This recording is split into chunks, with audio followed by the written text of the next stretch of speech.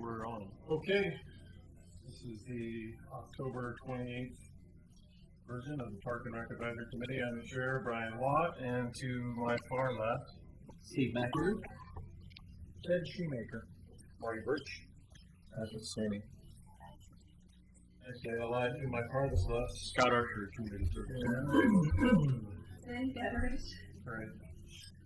So, Ellen, glad you made it. We're calling the meeting to order.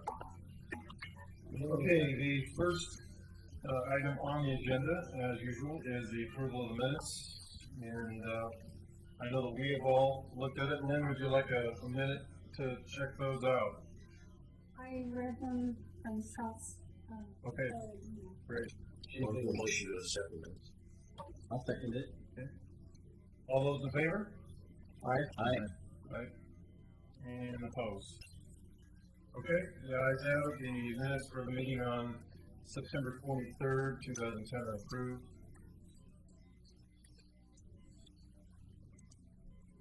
Great. All right, the third item here on the agenda is citizen comments. And I don't see any unplanned visitors tonight. So we'll move on to general business, and the first order of general business is going to be a Kenema Park neighborhood park update. And we do have some visitors. I can say that Lynn and I attended a meeting, and it was been a week ago, I guess. Now, which is the second of two so far. Well, now three, I guess, because we've had the third meeting earlier this evening. Of neighborhood meetings with the residents of Kenema Park, or Kenema neighborhood. And I thought it went rather well, and it was very informative. And Lynn, what do you think about what happened? You were there for a little bit longer than I was at that meeting. I felt as though there was so much information shared that it diffused sort of the questions that were coming up that we had received copies of through email. So it felt like it was pretty open, and it felt like it continued as a dialogue with members of the community asking questions and getting the information that they needed. And the feeling that compromises have been made, taking into account their requests. I thought the atmosphere was great, and it was even stated the better part of the way through the meeting how really relieved that they were, because apparently there had been more of a I don't know, I guess you could call it contention at the first meeting. So this meeting, and also all the meeting we're about to hear about on the playground equipment went well. Scott, your viewpoint on that? Yeah, I agree with all those comments. So we held the two kind of the general neighborhood and public meetings that are open to the public, but majority of the folks were neighborhood. Kurt's going to talk about kind of where we were and where we've been. And first of all, I should back up and introduce, I think some of you know and some don't. This is Kurt Lango, and that's Heidi Baker. And they are with Lango Hansen Landscape Architects. So Kurt's company is our consultant. They're their designer and kind of assists us in project management and getting the project done and all that kind of stuff all the way through completion. And Kurt has been involved in a number of city projects, done some excellent work for us. I know you're all familiar with Wesley Lynn Park. Kurt and his firm did that project for us, John Storm Park, and some other smaller things. And they did the original master plan on the Kenema Park, which was done back in 2004. So Kurt's got about as much information and knows about as much about the design of that park as anybody does. So kind of the idea was, and then just follow up on the thought about the meetings. We had the two general neighborhood meetings, and then the meeting that you talked about tonight, Brian, which we met with the subcommittee from the neighborhood to begin the process of developing the playground, because that's a really big point of emphasis for the neighborhood. They're really focused on that, and so they're going to be involved in helping us select what types of things go in and what their priorities are. So it's been really good. Kind of gotten to a place of everybody's moving in the same direction, and now we just need to we're on some pretty tight timelines with our grants and our funding, and also just our all things you have to go through with the planning department, you know, all those approvals and the various things to keep it moving forward. So,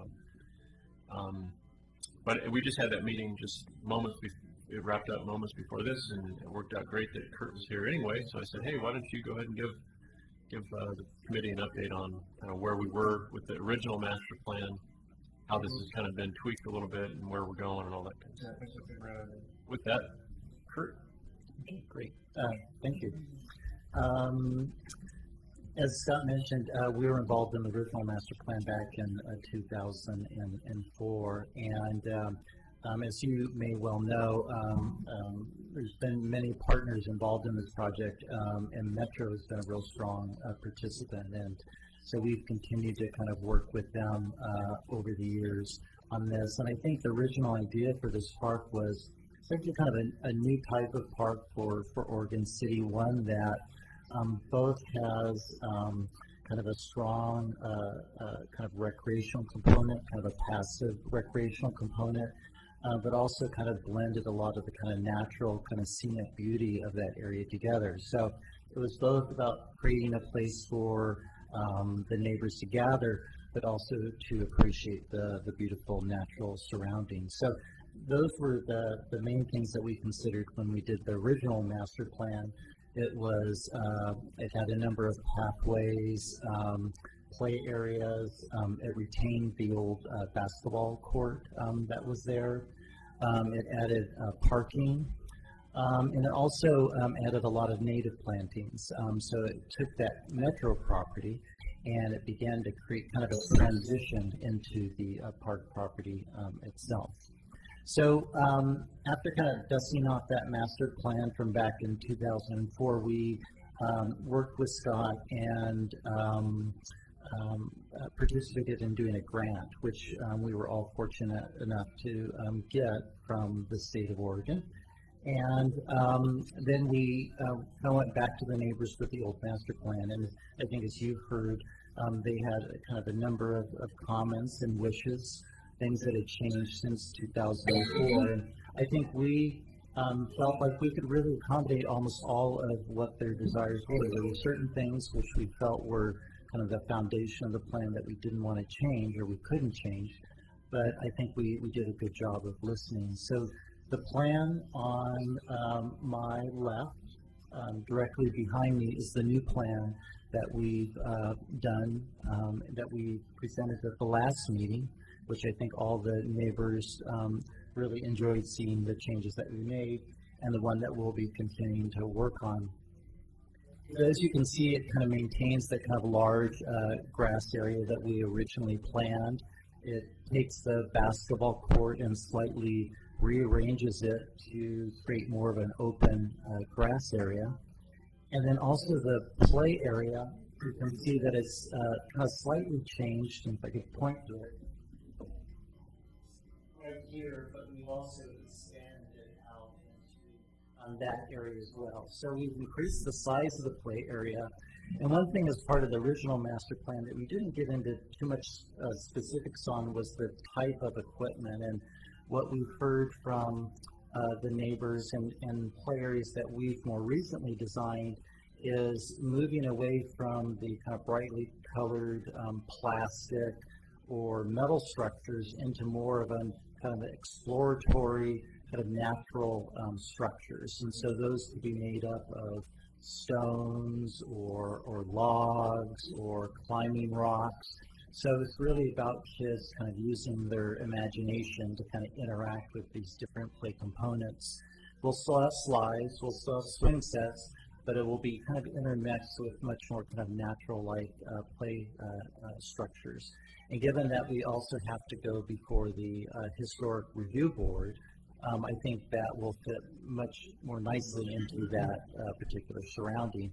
And I think for the city, it will be nice to have a different type of play area that you don't currently have. We're also looking at doing a portable restroom screen because that was another strong desire from the citizens, was to have an area for the young children to be able to do their business.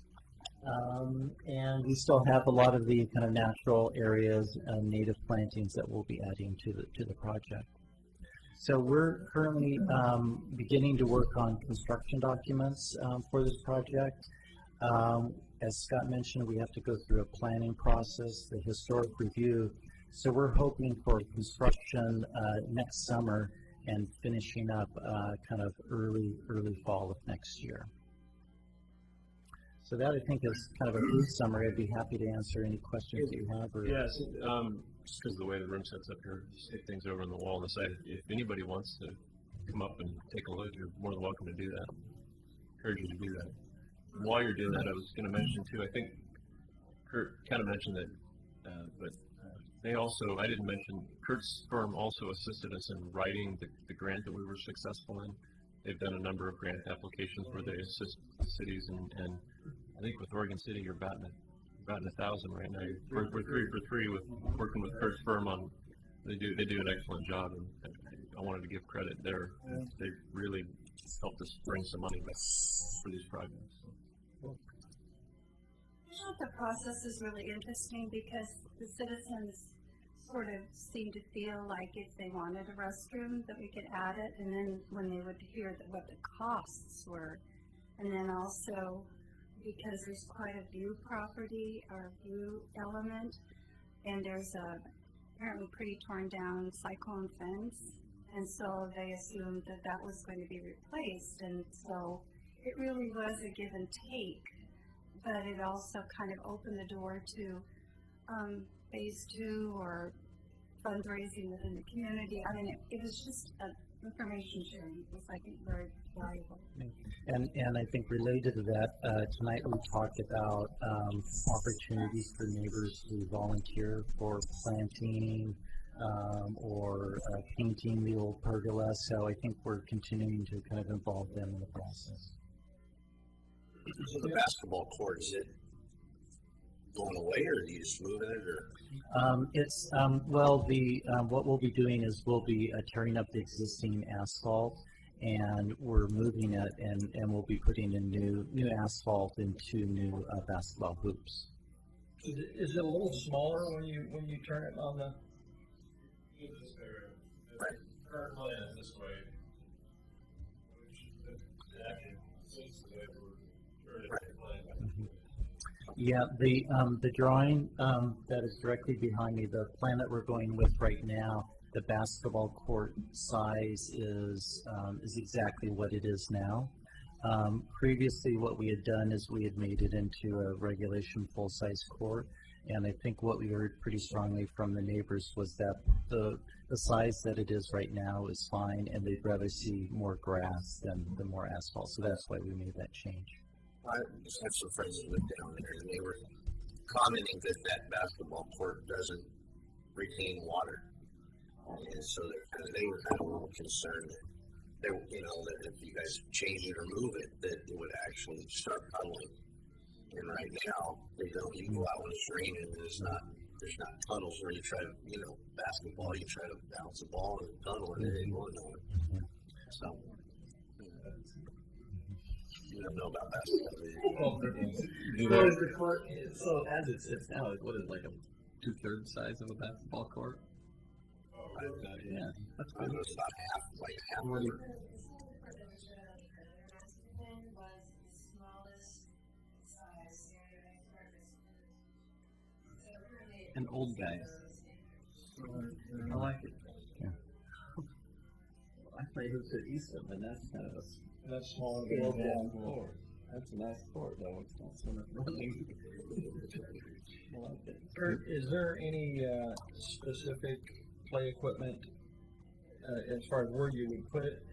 For example, that you've got that one area that's like farthest away from the parking lot in the new Yeah. design. You have specific play equipment that's specific to a certain area, or are you that far along in the process? Well, we are and we aren't. We know that area there is probably going to be more geared for the 0 to 2 range, year range kids or tot lot, because that's a little bit farther away from 4th Street in there, so it's a little bit farther away from any sort of traffic and a little bit more secure in that area. So the conversations that we've had tonight with the neighbors was that maybe the larger area would have the swing set and maybe geared towards 5 to 12-year-olds or older.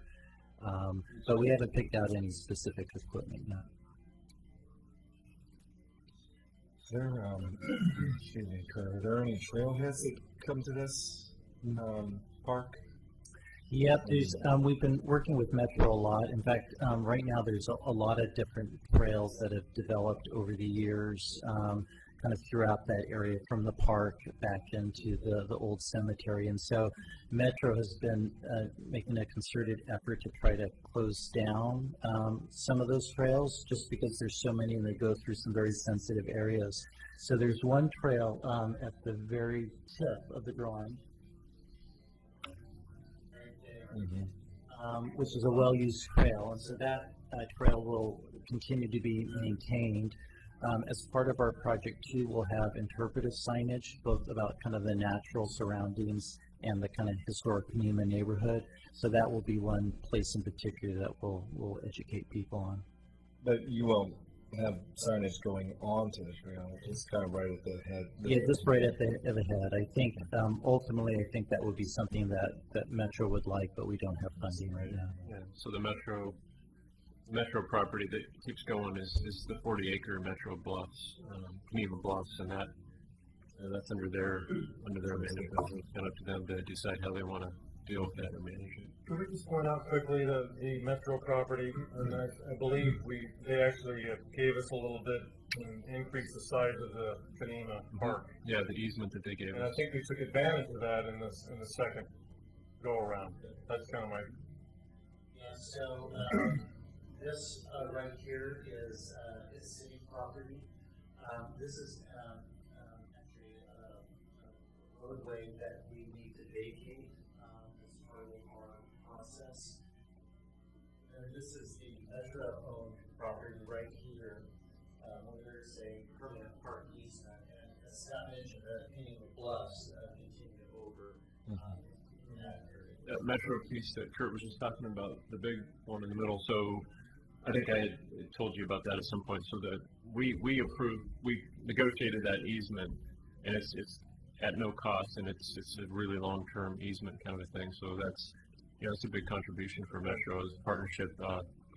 Our city commission approved that a few weeks back, or maybe like 3 meetings ago, and just because of some timing things with Metro, but the Metro council just approved that this afternoon on their agenda, so it's complete.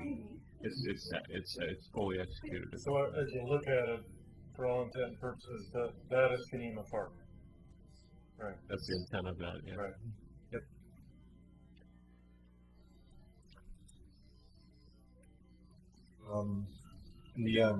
Could you?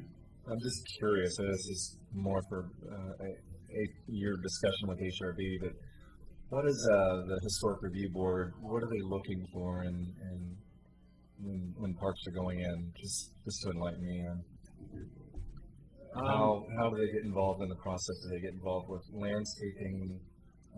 Mostly it's building structures. Structures. Anything that's a structure is they have some authority over that in the design. And I think what we're doing, everything with the design, the materials, and the natural playground is a big part of this.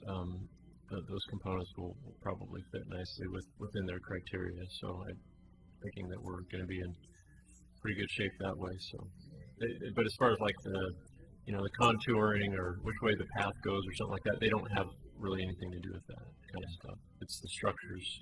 Sure. So you just take an old tractor down this nice tractor. That'd be historic. That's cool. Okay. All right. Well, thank you, Kurt and Heidi. Thanks very much for staying with us after the meeting. Okay, let's see. The next item on the agenda is the end of the Oregon Trail site process. And do you have a good update on that? Or do you have an update? I'll give you my part of it, and if you had anything else to add about it.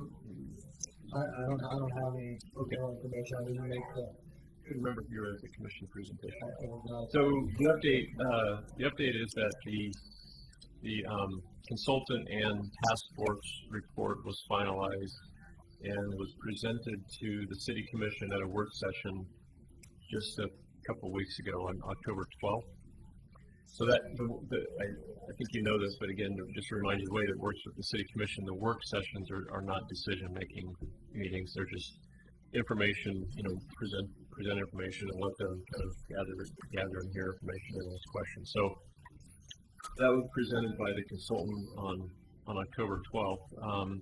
There was some discussion, and obviously, I think this pretty big project and a pretty big concept to get their arms around. I think Ted gave you a pretty good update of what the concept was, and nothing really changed in that regard. So, that's kind of my update right now. Going forward, I'm not sure, what the process is going to be exactly, but the discussion kind of led to, that obviously we're going to need to take this back and have further conversations with the city commission about that. There were some support for the concept that came forward, and there was definitely some opposition to it. So, what our elected folks decide to do with that is to be determined, and I really don't know at this point. We'll just keep working forward, and then if there's anything to report, certainly I'll do my job to keep you informed. But really, unless I can answer any questions, that's kind of where it's at right now. If you're interested in the really specifics of that conversation with the commission, you can go back on through our city website, our web streaming program, and you just go into the archive meetings, and you would look up that date of the city commission, and you can tab right to that meeting if you want to see that discussion and kind of get the flavor a little bit of what the commission's discussion was and so forth. It was interesting that on the front page of yesterday's Oregon City Paper, there was some strong opposition and a lot of discussion. And I don't know how well read that is, but it's going to be part of the perception of the community. And I got a phone call today from an Oregonian reporter that's doing some further follow-up stuff on not just the end of the trail site, but the whole, this is really, I think, what the city's trying to get its arms around is the whole thing with all of our different heritage facilities that are, not all of them are owned by the city, but as a community, they all kind of intertwine. The end of the trail, Ermatinger House, the John McLaughlin House, the Rose Farm.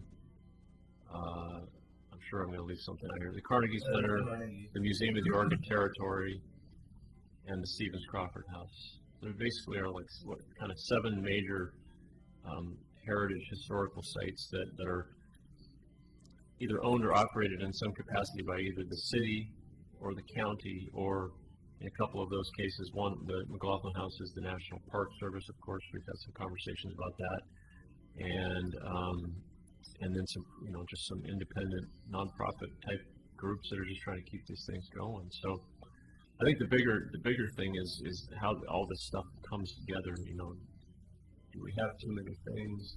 How do we take care of them?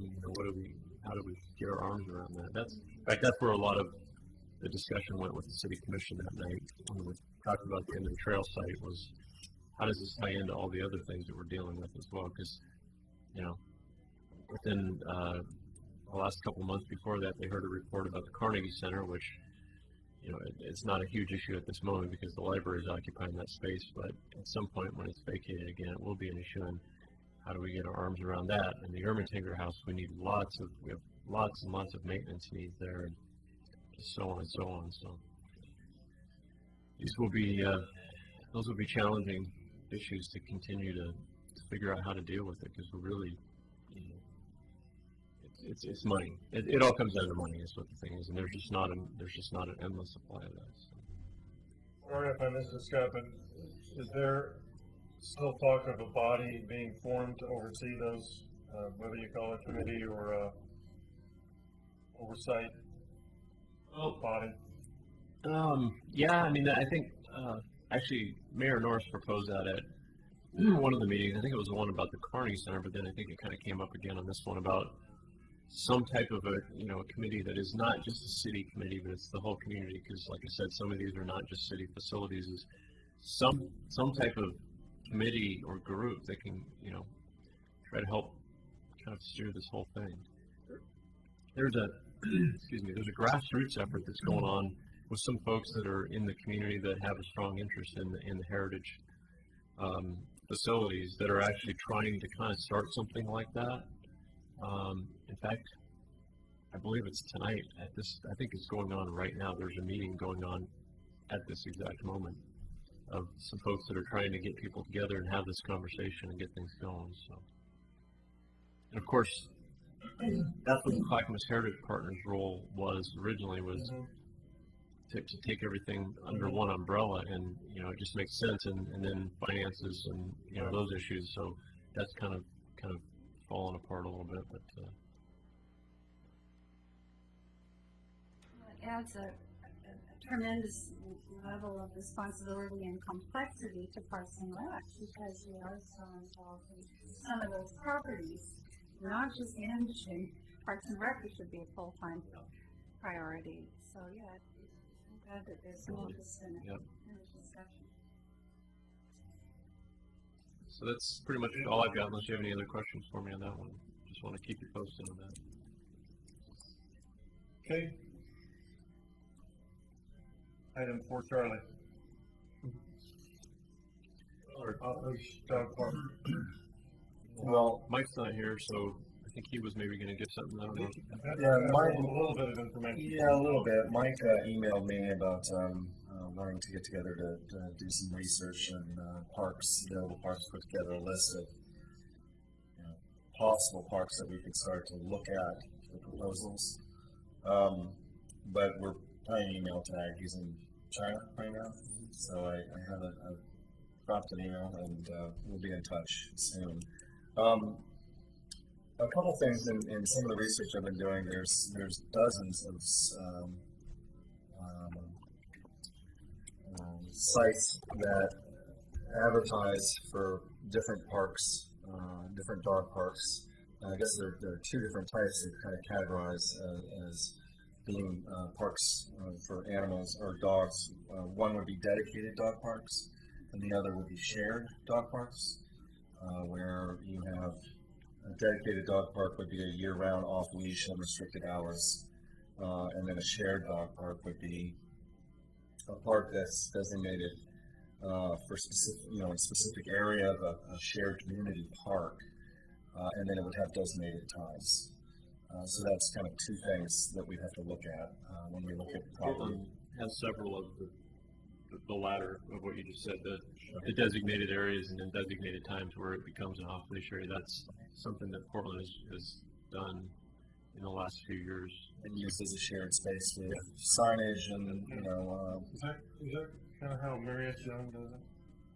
Yeah, I'm not certain about that. I've got a list of things. I have to check to see what category, parts that we're familiar with, where they fit in that category. But yeah, I think if Marriott Young has dog park, it's definitely considered a shared dog park. Some of these sites, what I've found, I found some advertisements where they actually advertise all these parks in the Portland vicinity and going out, to Wilsonville and around us here, and they advertise, fence type of features they offer, and then acreage and how large these parks are. So I was thinking any day now I'm going to sit down and kind of average out what the local vicinity parks are doing for acreage to see what kind of acreage we would need. I mean, but I would definitely welcome anybody's insight into how big of a space that we'd be actually looking for. Trying to see what's kind of typical out there. Yeah, exactly. What's typical out there around us now with sizes for specifically dedicated dog parks, and then if it was going to be in a shared park, I guess the norm, what I'm seeing for shared parks is it has to be a really large park. Are these parks charging a fee? to use it? Not that I've seen, no, but that would You be, say they're advertising, so that would lead me to believe that maybe well, they're, they're trying to bring people. yeah, I think what's happening is there's some .com companies that are riding on this information, so they grab dog park information, put it all together into a listing, so that when you go there, you see their advertisement and stuff. But yeah, it's kind of a big business. There's a lot of dog parks in the Portland vicinity and surrounding areas. And when you look on the map, it's kind of a big black hole around Oregon City. It's kind of visually says, you need a dog park. There's dog newspapers too. There's a couple of them. Right. In town too. Fido News is one, and Right. so they probably just push that type of information out too. So. I'm sure Mike was also, he came up with the idea that, together we should do some hunting to see what kind of companies would be interested in perhaps getting behind this. Whether it be, a straight veterinarian thing or, like a 501c kind of group that wants, it's dedicated to the love of dogs, and there are groups out there like this, and if we do some hunting, we could perhaps find them to partner up with. So. Yeah, and just general businesses. And coastal. Yeah, so we have to still have some footwork to do and collaboration to do to see if we can find partners like that who would want to get behind it, and then of course, the map, what kind of solution we'd be looking for, and where to go from there. There's a dedicated park over there off of Stafford. I can't remember if it's where Stafford, they come together right across from Lake Oswego Public Golf Course. And that's by where you turn to Lake Ridge High School. That's a dedicated dog park. So you walk the grounds? Yeah, you can see it right from the road. It's fenced nicely. It's a good square. And does it seem like more than an acre? Really large? Yeah, it's probably two, maybe 2 2 or 3 acres. And that's evolved. I remember when that was actually smaller, and it looks like they took over a bigger chunk of land. That's a nice one. If you want to go look at one, Yeah, buy a nice one. If you drive that's my next step. Is I have to get out and walk the grounds and take my dog out and find out. But we'll get together and put together some kind of maps with targets.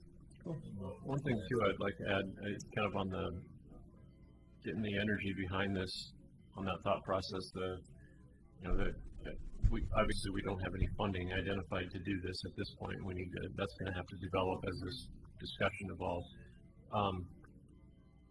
With some of my experiences in previous cities, that what's been really key in getting dog parks off the ground is just getting people with that common interest together and getting folks on board. And I think once we start this conversation and get it going to the next levels, and it becomes, and start getting this discussion out into the community, I think we will find a lot of people out there with that interest in getting behind this and supporting, like you're saying, maybe a nonprofit group or whatever.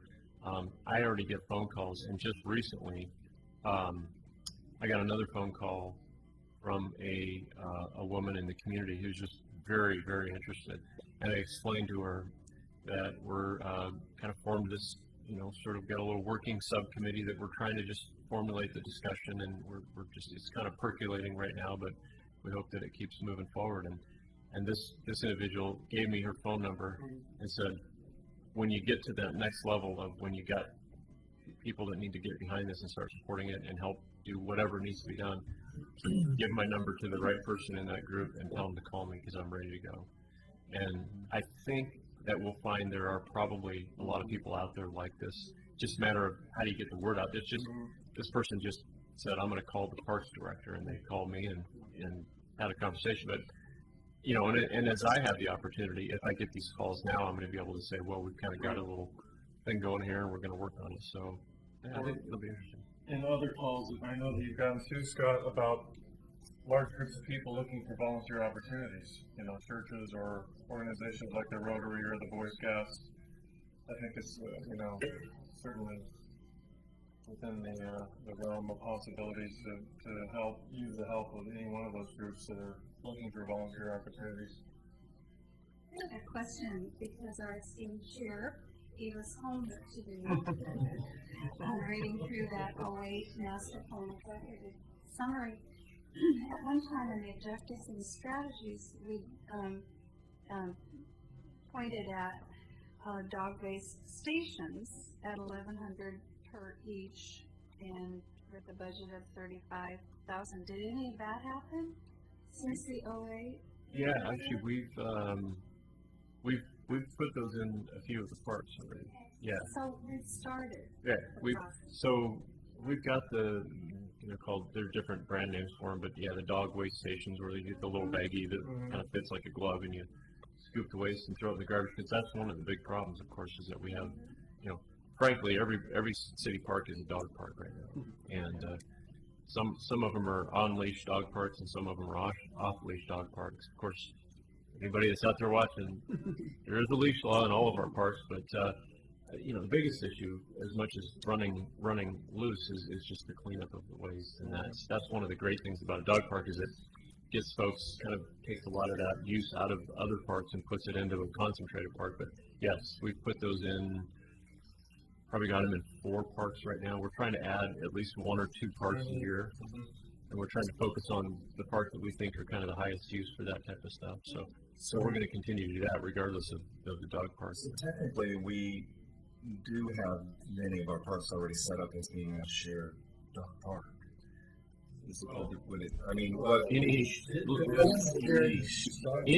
Here's basically what the rules are. Dogs are welcome in our parks. We don't have a no dog rule in our parks, but they have to be on leash. In the parks, they have to be on leash. The city-wide rule outside of parks, but just in the city in general, is dogs under control by the owner, whether you're on your leash or not. But in a park, you have to be on a leash. That is our rule. And that's obviously because you've got a lot of mixed uses, and possible conflicts going on. So right now, nothing is precluding anybody from bringing their pet to the park. But the two rules are leashes and clean up after them. Yeah. So. Who's Chapin is? You've got the waste disposal things. That's one of them that was one of the first ones we did. I think. I would expect you need multiple waste disposal stations. Key entrance points and that people come in. Yeah, we've got. Clackamas is one. Yeah, most of the I can't remember I think we've got maybe 5 parks now, but I think they all have most of them have multiple stations because you hit a couple key points or whatever. Okay. So yeah. So a shared park is where you've got a designated area for off-leash. Yeah, as Portland Parks is defining it, a couple of these other sites that I've been to, they're defining it as being it's a larger park, and then space within that park has signs and has permission to let off the leash, but it's unfenced. Probably. I don't know what other restrictions that they may have, but they are off leash, and they try to put them off to the side, and they say that they're unfenced. Pretty much, I think there wasn't funding to make a dedicated park, and then through the love of wanting to have the dogs at these parks, just went ahead, I guess, legally and said, let's just do it. The idea is to let, they're well signed. And the idea is to let, not just for the people that want to use it for the dog park reason, but for other users of the park to say, hey, Monday, Wednesday, Friday from 10 to 3 or whatever the hours are. This section of the park is for an off-leash use. So be aware of that, and right. So you don't plan on going there and playing a pickup soccer game in the middle of where the off-leash dogs are going to be running from those times. And I understand that it works fairly well. I'm sure there are conflicts, but that's the key. It's the time in which the shared park, and it's a designated time, a couple hours in a given day, and they put those signs up advertising that time. And then a dedicated park would be 24 all dog with no times. You're always that's definitely and the key to those is it's self-policing, and it's really, they work if people respect what's going on, and you know, the dogs have to be. It has to be the type of dog that can be under control from the owner's voice and know what the boundaries are, and say, you know, that the owner can call the dog back, or I mean, that's really it's that type of a park is dependent on the owners being responsible. Of course, you can make the argument right now. We've got that situation all over the place in Oregon City because people really have no other option, and sort of we already kind of have that. It's unofficial, but there are a few places that I can tell you that people kind of feel like it's a dog park and they run their dogs off leash, and sometimes it gets a little out of control and we have to step in and sort of police it a little bit, not, you know, like with our code enforcement or whatever, but so that is, I mean, I'm glad you brought that up actually, because in this whole big discussion, that may be something that we could consider as thinking about something along this line. Because it'd be a little more cost effective. I mean, to set that up, it would just be increased signage. A lot more cost effective, really. It would be minimalist, if I could say. It gives people an outlet, because right now they feel like to run their dogs, they know they have to break the rules. I'm sure a lot of those people would prefer not to have to do that, but people probably feel.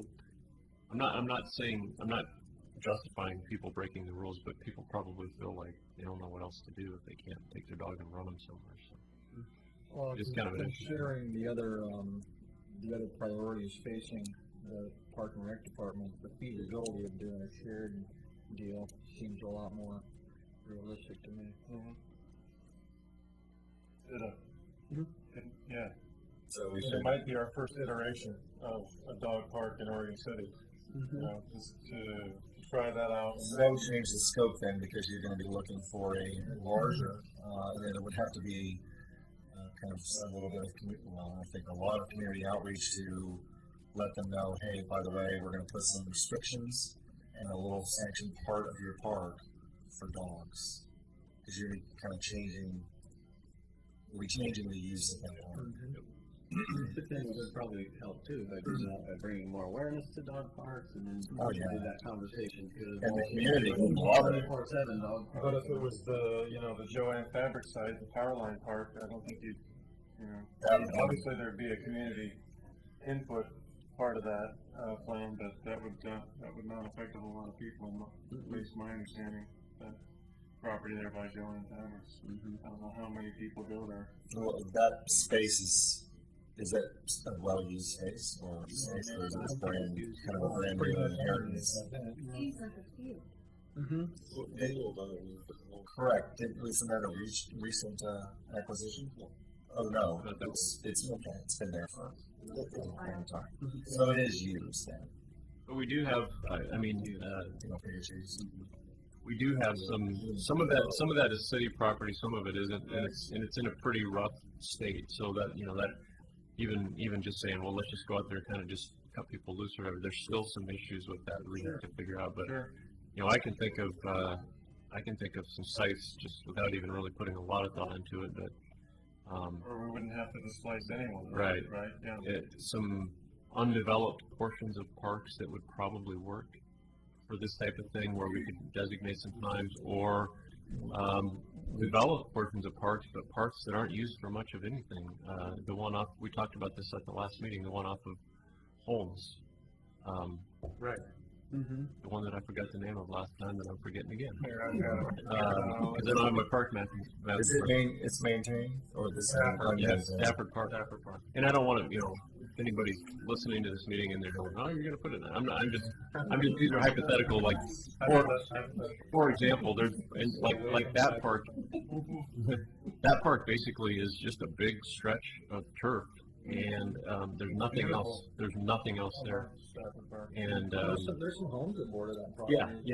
But in the park there's no playground to get in the way of, and you don't really have it's not a park that people are coming to for to take their kids to play in the playground. That you have these conflicting uses like at Rivercrest. That would be no way. There's just too much going on there, for example. But and there's a couple of other places I don't want to keep mentioning and a whole bunch of specific names, but I think we could. If we wanted to have that kind of discussion, we could probably easily come up with a short list of places that I think would have very good potential. It has to we should give more thought, would it feel like you're saying, look, this isn't being used, this particular place, so why don't we scoot you out to there? Or should we look also at kind of like a larger park that's very commonly used and isn't is a well-traveled park that we make a push and see if the community would be interested in doing a share, so that what would the community want? Yeah, I think that a blended, approach to where we're talking or we're looking at different types of approaches to the dog park would be great, and then bringing it back to this committee and I know that Scott and Larry, I can't speak for Larry, and I can't speak for you either, Scott, but I know that you said that these guys can use you as a resource. Yeah. So I don't think it would take a lot of time either, Patrick, for you and Mike to just use Scott or Larry as a resource, and whittle down the opportunities or the prospects pretty quickly, I would imagine. Well, I don't think we need to look at just selecting one thing either. Why not look at 3 different parts? Have this one at a specific time, this one another time, and this one full time. Whatever. I had that same thought too, Marty. I think that's the kind of the Portland concept is, obviously that's on a much bigger scale, but Rotate it a little bit.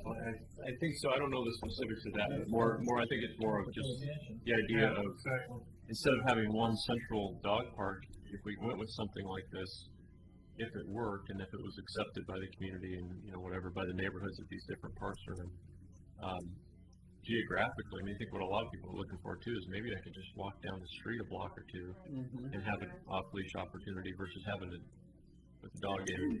Drive them around. There's a certain allure to that for people that like to go to dog parks as well as going and checking out different ones and stuff. But that idea, Marty, of just having some geographically placed ones where you've got some limited hours in each one, and people could do the tour.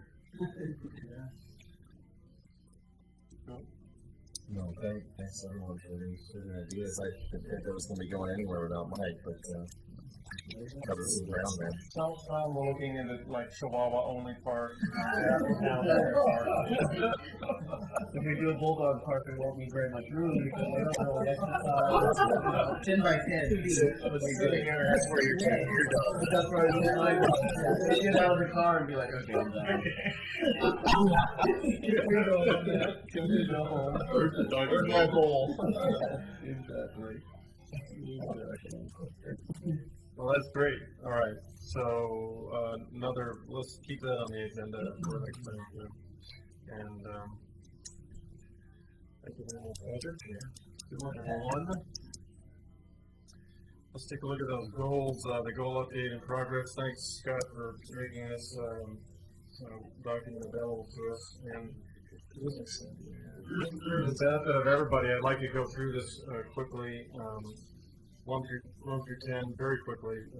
Number 1, identifying the funding for phase 2 and complete development of Wesleyan Park. And as we think about it, we know that the high school and the CE department has done a fantastic job out there with the recent structure, and part of the phase 2 is going to be putting in the snack area, restroom/snack area, which is. Have they already met Metro Enhancement? The Metro Enhancement, okay, and they were awarded that grant? Mm-hmm. Okay. Yeah. So and frankly, that is the biggest chunk of phase 2 cost-wise, really. So other than lighting the ball fields, which that's a whole nother discussion we'll have to have, at some point. So really, that's a really good news story for Wesleyan Park.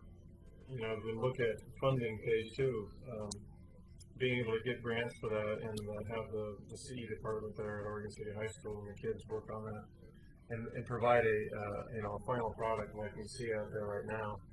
And the expectation certainly is pretty high for the second part too. I would assume we'd see something you know, the same caliber. By the way, on that, just to let you know, talked recently with Brett Tucker. He's the Brett, instructor yeah. of that group, who's just been tremendous to work with.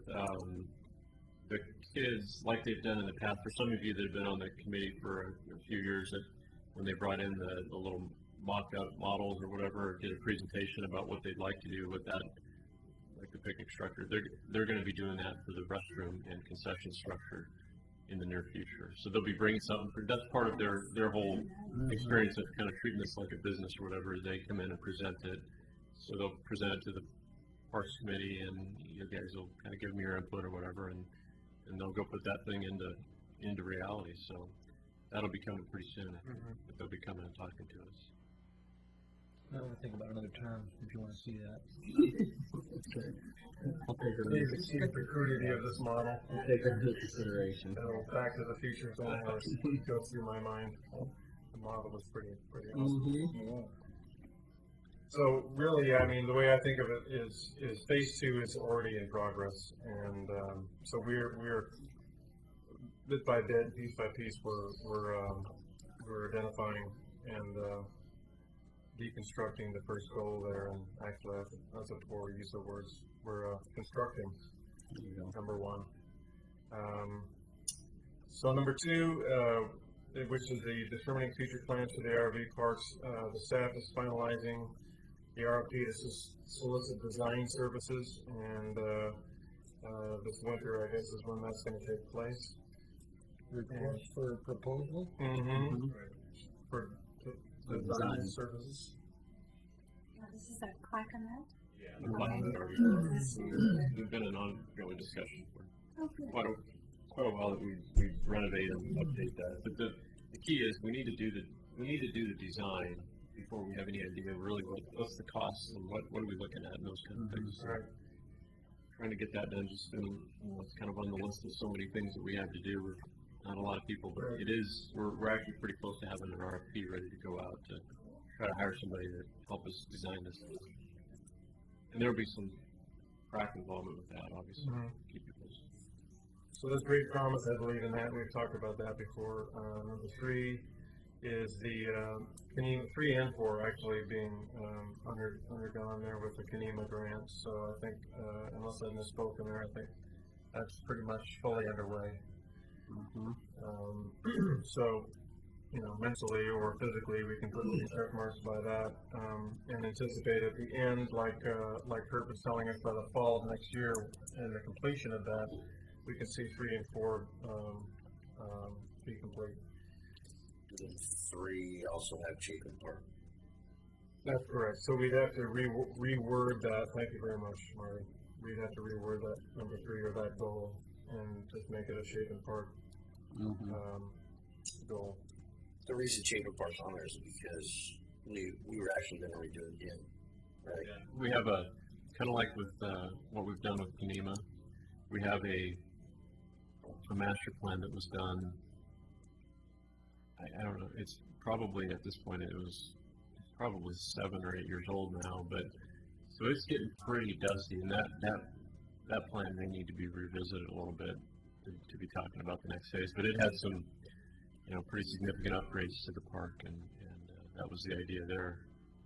So we have an approved renovation master plan. I guess the question is whether we want to take a look at revisiting that plan and see if it might need to be updated a bit. Maybe it's grant worthy. Everything's right. Well, is that Chapin Park part of the city and part of the county? I mean, it's like, some of it has sprinkler systems and some don't. And was it because of previous? No, it's all a city park. It's just more has to do with where the development kind of went out to those ball fields that aren't irrigated. That's just at this point that's just a funding issue, and that's part of the updated phases is to get all of it fixed up and actually talk about realigning some of the ball fields and some different things. Okay, as far as beginning the master planning process for the Glen Oak and Silver Run properties, we're going to do those at the same time as the spring or summer, that time frame of 2011. and we anticipate the funding there for that, in the current fiscal year budget. So that's really good news too.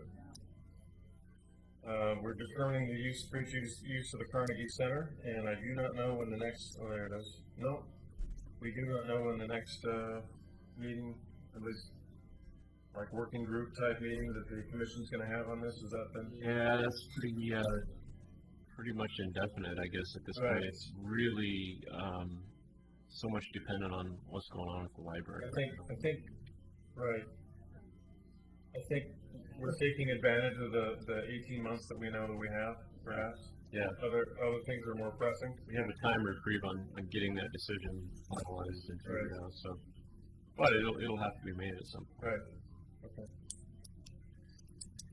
Okay, and we are investigating dog parks. I feel really good about the discussion tonight, and I really appreciate us turning that over a few times even tonight. I know a lot of that work gets done in the subcommittee, but I think we pushed the ball forward, or the stone forward in this case, or the ball, whatever you want to call it, the column. What are those things? Yeah, the column. Push the column forward.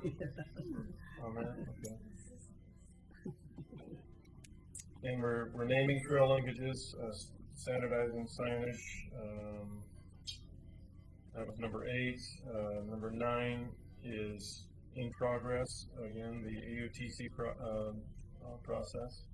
And number 10 is completed. So, which is the support the effort and provide. I'm going to say input is necessary for the transfer of the Ermitinger House to the National Park Service.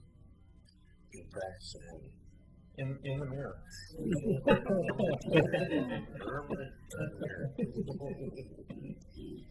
So, I think humans do well when you can see and evaluate how you've been doing and what you've been doing. So I'd like to go over stuff like this so we can see, all right, good, we're making progress, we are taking action, and we're certain areas of interest that even we have, we're moving forward on. So, and in that light, I'd like to, I don't know if you guys have had a chance to go over the homework. Well, don't act like it was optional, Dan. I just want to point out that I have a new voodoo doll. Yeah. Do you have neck pain? A lot of things that I'm going before. You did the right thing, sir. So I don't know if homework has ever been assigned. No, have not. No. Ever. Not by the previous chair. So, okay, and I know you guys know this, but the reason why I threw out this list is just so we can talk about it, and you can see some of the things in my head there, and in our discussion, I would like to provide something to the city, the commission, the staff, that we as a body believe as an advisory committee, we want to advise them on, hey, we know this much about what's going on in the city, and some of us are on different parts of that continuum.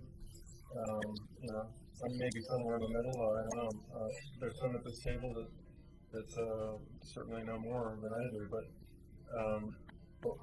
what I'd like to do is us to be able to advise the city, advise the commission, advise the staff on how we think, as we see the master plan and what's in the master plan. We can check items off, obviously, when we went through that. Hey, this is done, this is done, this is done. And what do we see that is continually bubbling up and deserves a look for funding? This is currently something that I know the city manager is looking at. He's, like I said before, planning in the out years and making a solid plan to address issues that need to be addressed. And I think part of our responsibility is to offer up what we think are legitimate ways to spend the taxpayer money, and of whom we are sitting on this committee. So I started my list off with the Oregon City Pool. It's no secret, I think, to most of you, I spend a lot of my time at the Oregon City Pool, so I get to see it a lot. I get to see the improvements and whatnot that's going on there, and I know a lot about it. I also know that that there's a lot of unfunded maintenance or ongoing maintenance items that have not been funded. What do we call that again? Unfunded? Deferred maintenance, thanks, Scott. And this is also on the scope of the city commission and the city manager. So I believe since it is the number one issue, that at least it remains on the list that was generated by the master plan. And I'm referring to page, one of the last pages there, 20 something. Yeah. So 21, page 21. That's mine. This is the cost estimates and funding sources for 2008 and 2000 through 2012 recommended priorities. So these are the priorities as they are listed, and the first priority was replace playground at Kanema Park on page 21 of the executive summary. The second is renovate the city swimming pool. And the deferred maintenance, etc., was $3 million at that time. Correct, Scott? Close to that. Right. So, I mean, we've done quite a bit of that, but I think I'll stop talking after I mention just a few things here about the pool. I know that the discussion is ongoing about what to do with the outside area there that's adjacent to the wading pool. Something that is one of the foremost things in my mind at the pool is that slide is going to have to be replaced at some point in the next 3 to 5 years because of the lifespan. Again, I'm not an expert on slides or plastic, but at least it's been made known to me that the lifespan of that type of slide and the material is about 20 years, and I think it's 15 to 17 years old already. So in that next, what does the next slide look like? And how does that fit in with all the uses of the pool?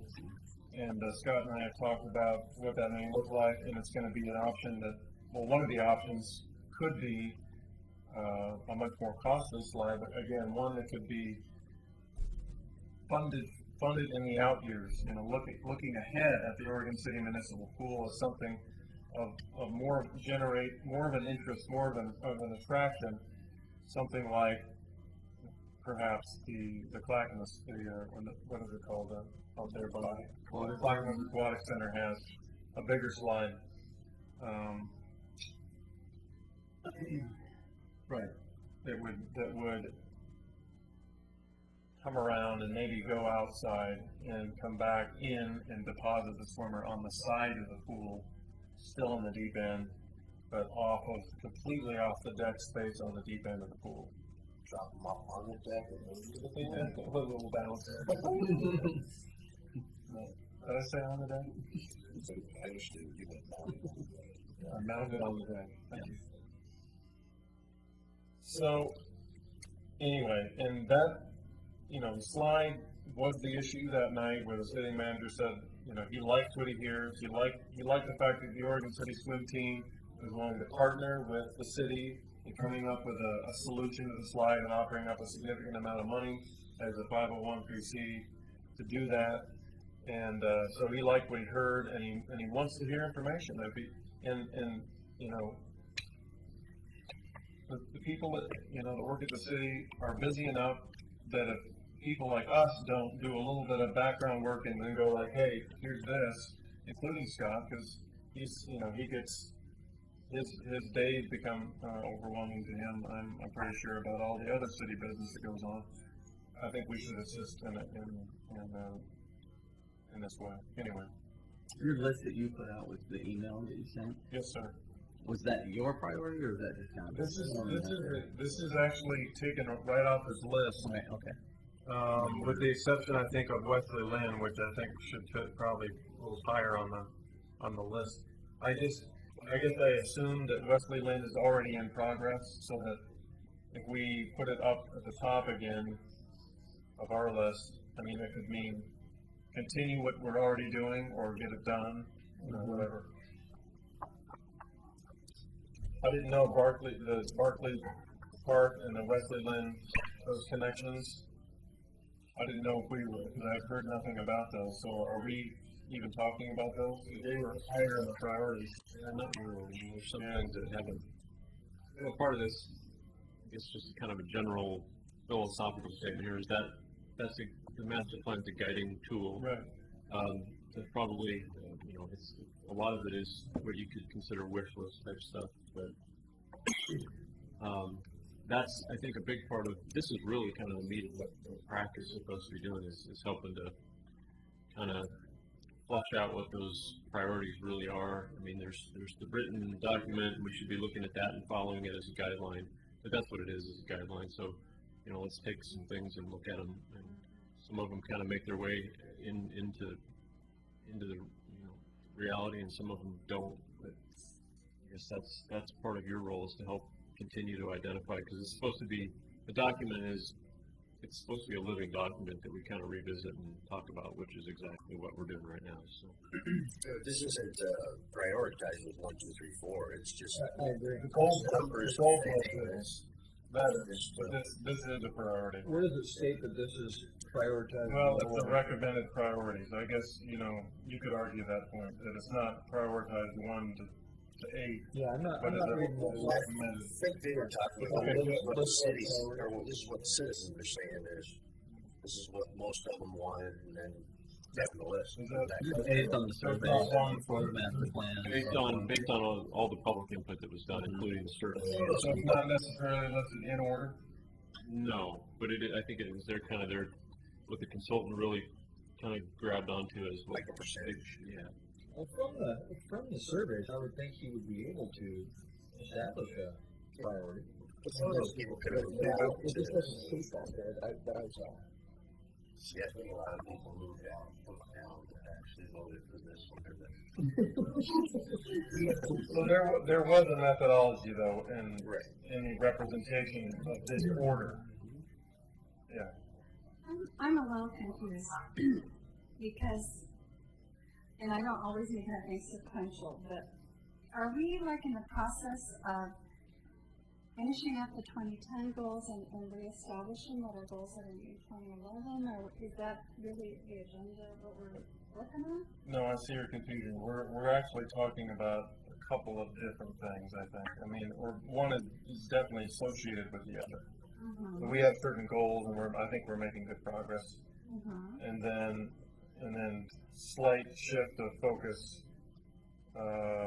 We also, as part of our responsibility, I think, should offer up, certain other things that aren't on the goal list as pertinent and timely ways to spend the taxpayers' money. I It's think, kind of like new business.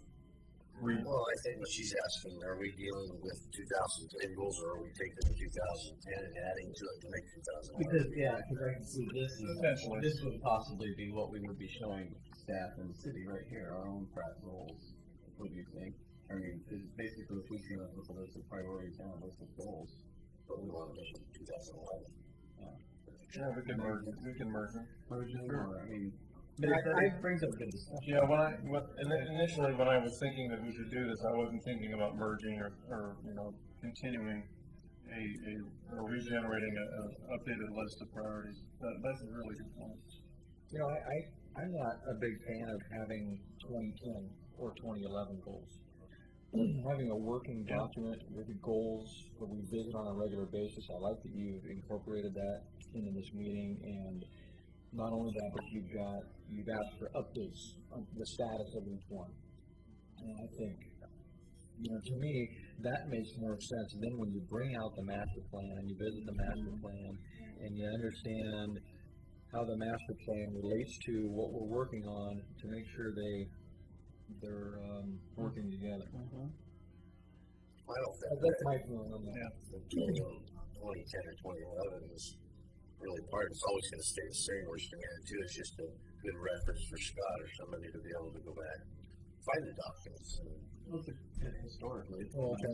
Just because of For organizational purposes, I mean, organizational, that's the way I see it. I always do have the same working all the time with months and dates, so I can keep track of it.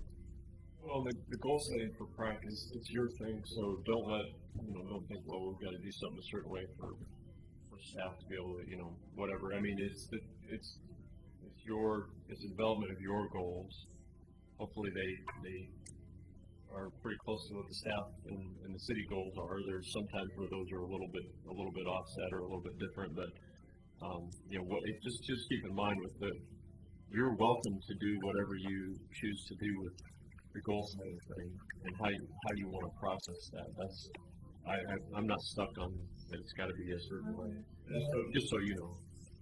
My vision would be to not state the year of the goal, but have an update that you incorporate into your minutes, so that way you could track it by date, and you could reference to a certain monthly minutes to see where we were at, what the status is. Yeah, I mean, just got updated status of 10/28/10. It's always good to review and go over those goals and critique how things are going. What are the benchmarks, and how are they advancing? Is super important to constantly keep us focused in a direction. It's a huge document. I was able to access it on my computer and read through it, but it was a large effort on a lot of people within the community. But it feels like it was a photo of 2008, kind of what was happening at the time. And it feels like it's been dynamic, that there have been changes, and certainly economic issues.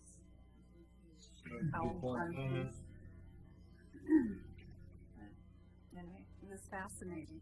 If I could, can I tell you what I got from your assignment? Yes, sir. Which were kind of drove me to kind of take a look at this, and if I understand what you were looking for. But something that jumped out at me was, we talked about establishing funding. On page 5 of this, it talks about assessment and analysis. And then on bullet 3 and 4 of there, it says measurement of the current delivery of service using the grasp level of service analysis. I won't read the rest of that, but then, and it talks about where Oregon City is with that level of service analysis. And in that analysis, they determine that for every certain number of parks, you should have a certain number of Park and Rec employees. And we were well below the national average. And then it says exploration of finance and funding mechanisms to support development and sustainability of the system. So, in terms of recommendations for this group, I mean, that just jumps out at me. To push for that. I know we've talked about that before. What was it a fee we talked about? Maintenance utility fee. A utility fee. And moving forward and exploring that. I mean, I right now, the highest priority for me, the two high priorities for me are the development of the new park property by Oregon City High School, the Glen Oak property. I think that's a super important priority. It's been 3 or 4 years ago now when we had representation from that area come and say, we need some parks out here. Now, I don't know if the high school has offset some of that now that they're up and developed, and if they can go over there now and have a little bit of activity. But I just don't see, how far out will that be pushed before that can happen? With the current, you're not getting a whole lot from SDCs, I wouldn't think, right now. I mean, you talk about the change in the economic status, Lynn. I mean, geez, SDCs has got to be just terribly hurting. Exactly. And then also, we talked earlier in this meeting about the Ermitinger House, the McLaughlin House, the Carnegie Center, and the Oregon Trail deal. To me, that's another super important priority for Park and Rec. But without the first item I mentioned, and Scott, you said it yourself, it comes down to money. And if you don't have a plan in place, And like this says, on page 5, exploration of finance and funding mechanisms to support development and sustainability of the system. So to me, that's just a super high priority. And I got the same thing out of it, so I could high-fiving you as you were speaking it up and speaking. Because that's the biggest thing that I wrote on that, how can we affect it when I'm talking about the additional staff? Because one of the biggest things when I first got onto this committee for me was, we have a lot of parks, we can't even maintain the ones we have. And I think in order to keep up what we even have, I think staffing and for us, and maybe how we can affect it, that's all I wrote on that question. How can we affect, or what can we do to help the city find those funds or whatever? I think that's the biggest first part. That's my biggest goal, was to have more people out there in the parks maintaining what we have.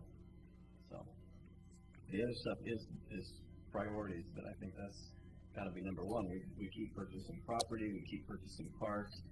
We can't even take care of the ones we have. The intent is great. Yeah, the intent is great, but with that we have to make nice what we have, for lack of a better term, I guess. Goal number 2 in the recommendations and action plan says the national averages show that park systems that have an average of 1 full-time employee per 7 to 10 developed acres are able to adequately maintain parks to a safe and publicly acceptable level. Oregon City has approximately 1 full-time employee for every 16 acres, which shows a staffing level much below the national average. Now, did we hire 1 or 2 since then? 1. We've added 1. Don't you have some that are out there on disability? No, not right now. We did. That's, yeah. So we hired 1, and they've been on staff for over a year now. 18 months, 16 months, 16. Yeah. And we continue to have seasonal people as Yeah, well? right. But Refer that to level stayed about the same, and Okay. so And then we've made a little bit of progress, but not much. But we've also acquired more property. So in some ways, you can almost look like we've fallen backwards a little bit.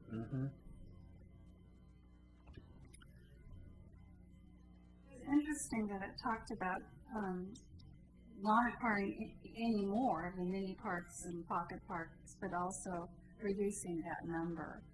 So making more manageable the directions that you've got your staff going in.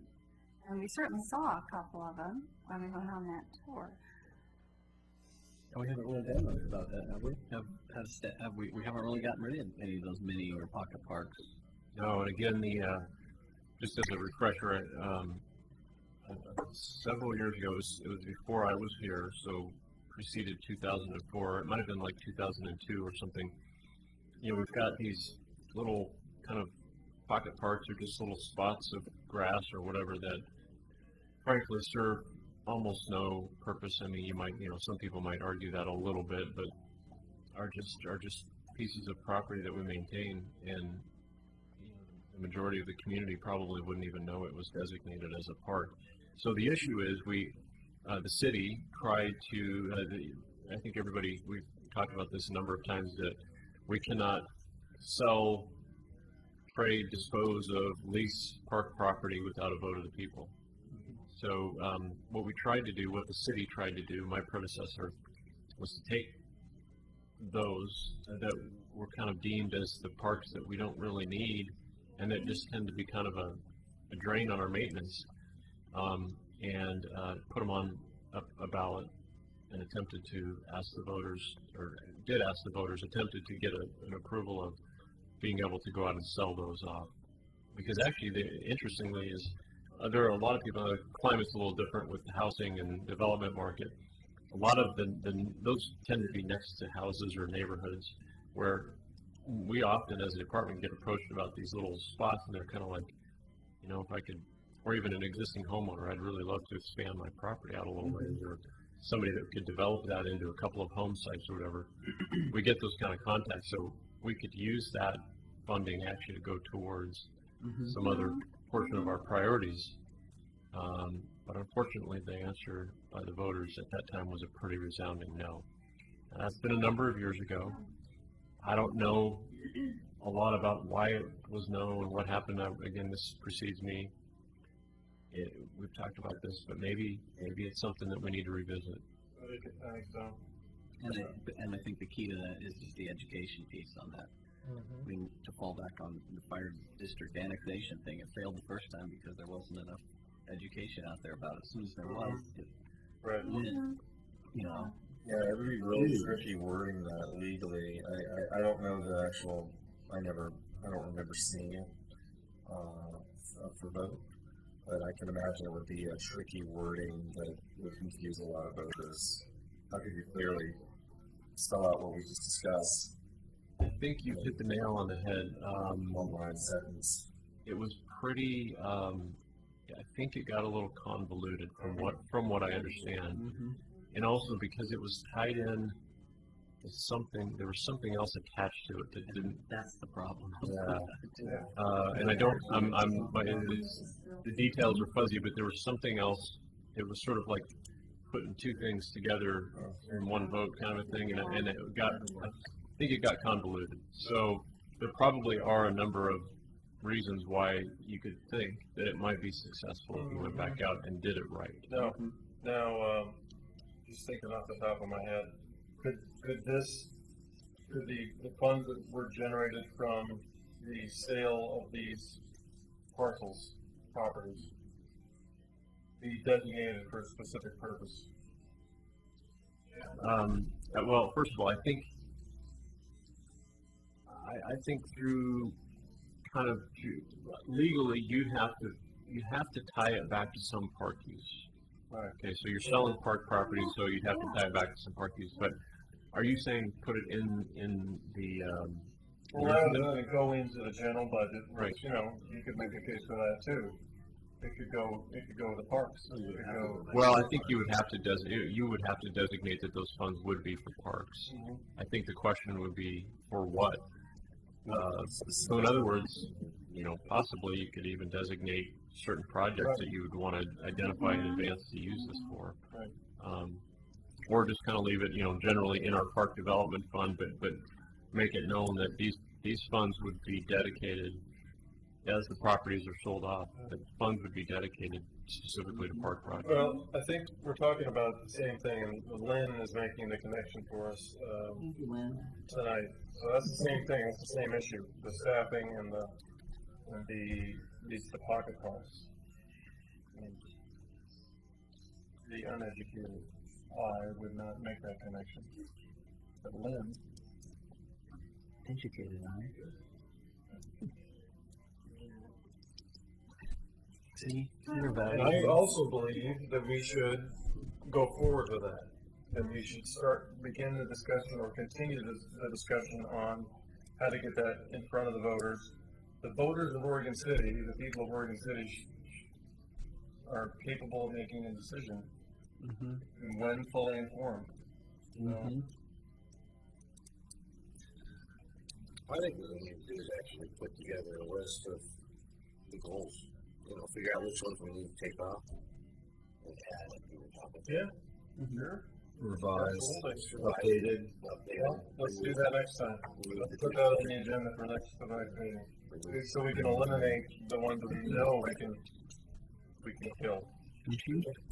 It occurs to me too that with the current election and the possibility of change or relief of less change with the constellation of the city commission, that this might be something that they get excited about. Some ownership. So timing is often really key, and having a newness Timing might be real good. could be beneficial. I think in conjunction with the conversation about moving forward our parks utility fee, because it's really we're trying to reduce our maintenance burden by taking these properties off of our list of properties. It kind of help, it all ties to the same conversation. Yeah, efficiency. I agree. Great discussion. Do we want to continue? It's 8:30, but do we want to continue with? Actually, I don't want to cut anybody off. I mean, Lynn or Steve, did you have anything else as far as what you would add or subtract? No, I like how it kind of turned to that because I think that's something that we definitely Yeah. need to address in a future meeting. Okay. Miss Lynn? I'm ready to move on. Okay. Patrick and Marty? He's already in the Are you ready to move on? Anything to add? Okay. We have microphone reach out there? Really got them cranked up. All right. I think that I'll go ahead and I'm going to take this information and I'm going to email it out to you guys again in a different order because we want it to be in our priority, and then we can continue discussion on that. But I want this to be on the agenda again too. So we've read, we're informed, we've discussed it. Let's talk about it next time. Do you think we need to form a subcommittee? For for the mini park thing? to rack and stack and to think through some of the issues. I think it's fine for we can do it. Okay. All right. Look for an email from me there on that. Maybe a little bit more detailed. No cost estimate stuff. So.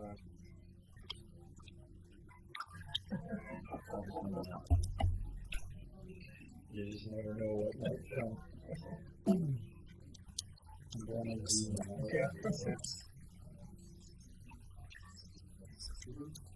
Okay. In conjunction with our purchasing of the property there, the Leland property, we can now begin discussion on the Westwood, or continue discussion, I should say, on the Westwood Park pathway addition. Scott, I think you've got a good update for us. Yeah, I just wanted to give you the update here. I think I've mentioned this before, but of course, and you should have one's more zoomed in. The highlighted is the new property that we purchased that takes us all the way to Leland Road, which I think was a really significant accomplishment in terms of the future potential development of that park and what we can do there. The wider view is looking at the existing park, and then kind of in how that works is that if you're looking at this,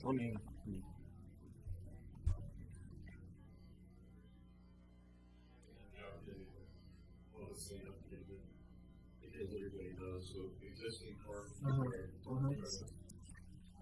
know all about it. This is the property that we already own, so we'll stop off the park there. The new property again highlighted. Everything from basically here, that little spot, that's still on property. The city doesn't own it, so we basically have a flag. We know develop and the developed parts of the park. So that And library. Yeah, this guy.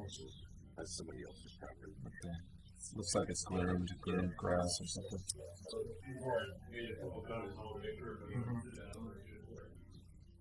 Basically,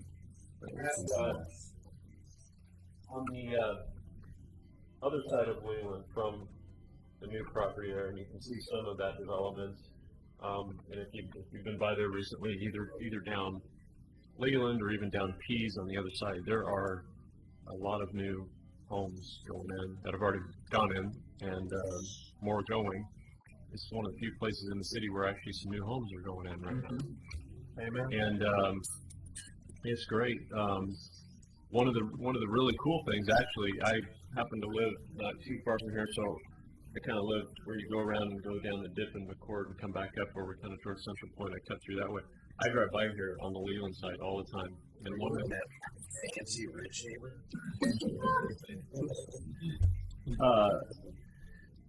threw me off, Morgan. Yeah. Anyway, I drive by there a lot, and it's really actually kind of by there. Kind of a cool thing. Driver. Sorry. The pathway that's been plowed down by people walking through there to get to the park, and now that we've kind of got the connection locked up there and the ownership and everything, I'm planning to move forward on just putting in what is already kind of an undeveloped pathway, just going ahead and putting something in that's a hard path, either asphalt or concrete. A little kind of an entry point from Leland side. Now, this isn't necessarily Kind of right down the neck of that. yeah, exactly. Until such time that we decide what we're going to do with the remainder of the property, at least make a safe travel route through there. The idea even came up about a possible crosswalk at that spot, and I need to check with our folks from Public Works and street people. I don't know what we can do, but I'm talking about moving forward. This is a very simple project. We have some funds budgeted for this little project, and we had anticipated doing it this year, and just putting that stretch in there. It's a couple 100 feet long. As people are going through there, basically, and kind of bumping along in a field if you have a bike or a stroller or your scooter, or if you're just walking or whatever. So, Any signage? yes. So at the entryway from Leland Road, we put a little, we make it a nice little transition in there and put a smaller sign that would basically identify to people that this is an entry point into West Leland Park. And you'd be looking at a pretty long stretch there, but I'm planning on, basically my update is I'm letting you know that we're moving forward on that, and I'm hoping it's possible that we could even do that prior to this winter if the weather is favorable. Not looking that way right now, but worst case scenario, I think by next spring we'll have this pathway in there. And then that kind of leads to a little bit broader discussion. I'll just say this, and then we'll save this discussion for another time. But the discussion about Wesley Lynn and the phase 2 or the next phasing is we do now have these kind of that big chunk of open space, continuing to the developed part that we need to decide at some point, what we want to do and what that's going to be. It may be a number of years before we develop it, but like we've done in a number of other parks, and we're talking about doing with some of the new properties that we have, is at least creating a vision for it so we have something that we can look for.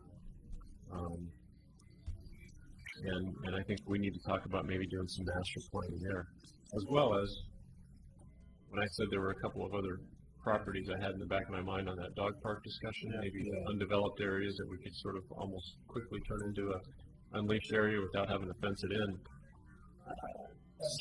Sort of jumps at you because you've got the developed park that it abuts to, and there's some open space there. Is there a few acres there, you think, in that open space? Yeah, it is a few acres. We probably got from the end of the developed park through that kind of that neck that goes all the way to Leland. I think we've got it's close to 5 acres now. Was 3 acres. It was 3, and then we added an acre and a half with the new property we just bought. So parking there when you plan to put that pathway off Leland? There's not. It's really mostly just for pedestrians. There are people coming from that other side of the neighborhood there. I mean, their people are constantly crossing and streaming in. So on the other side of Leland, it's a pretty wide strip where you can park if people did want to park in that. There's some pretty wide spaces to park there. Along the shoulder is huge. Yeah, across from our property. Right.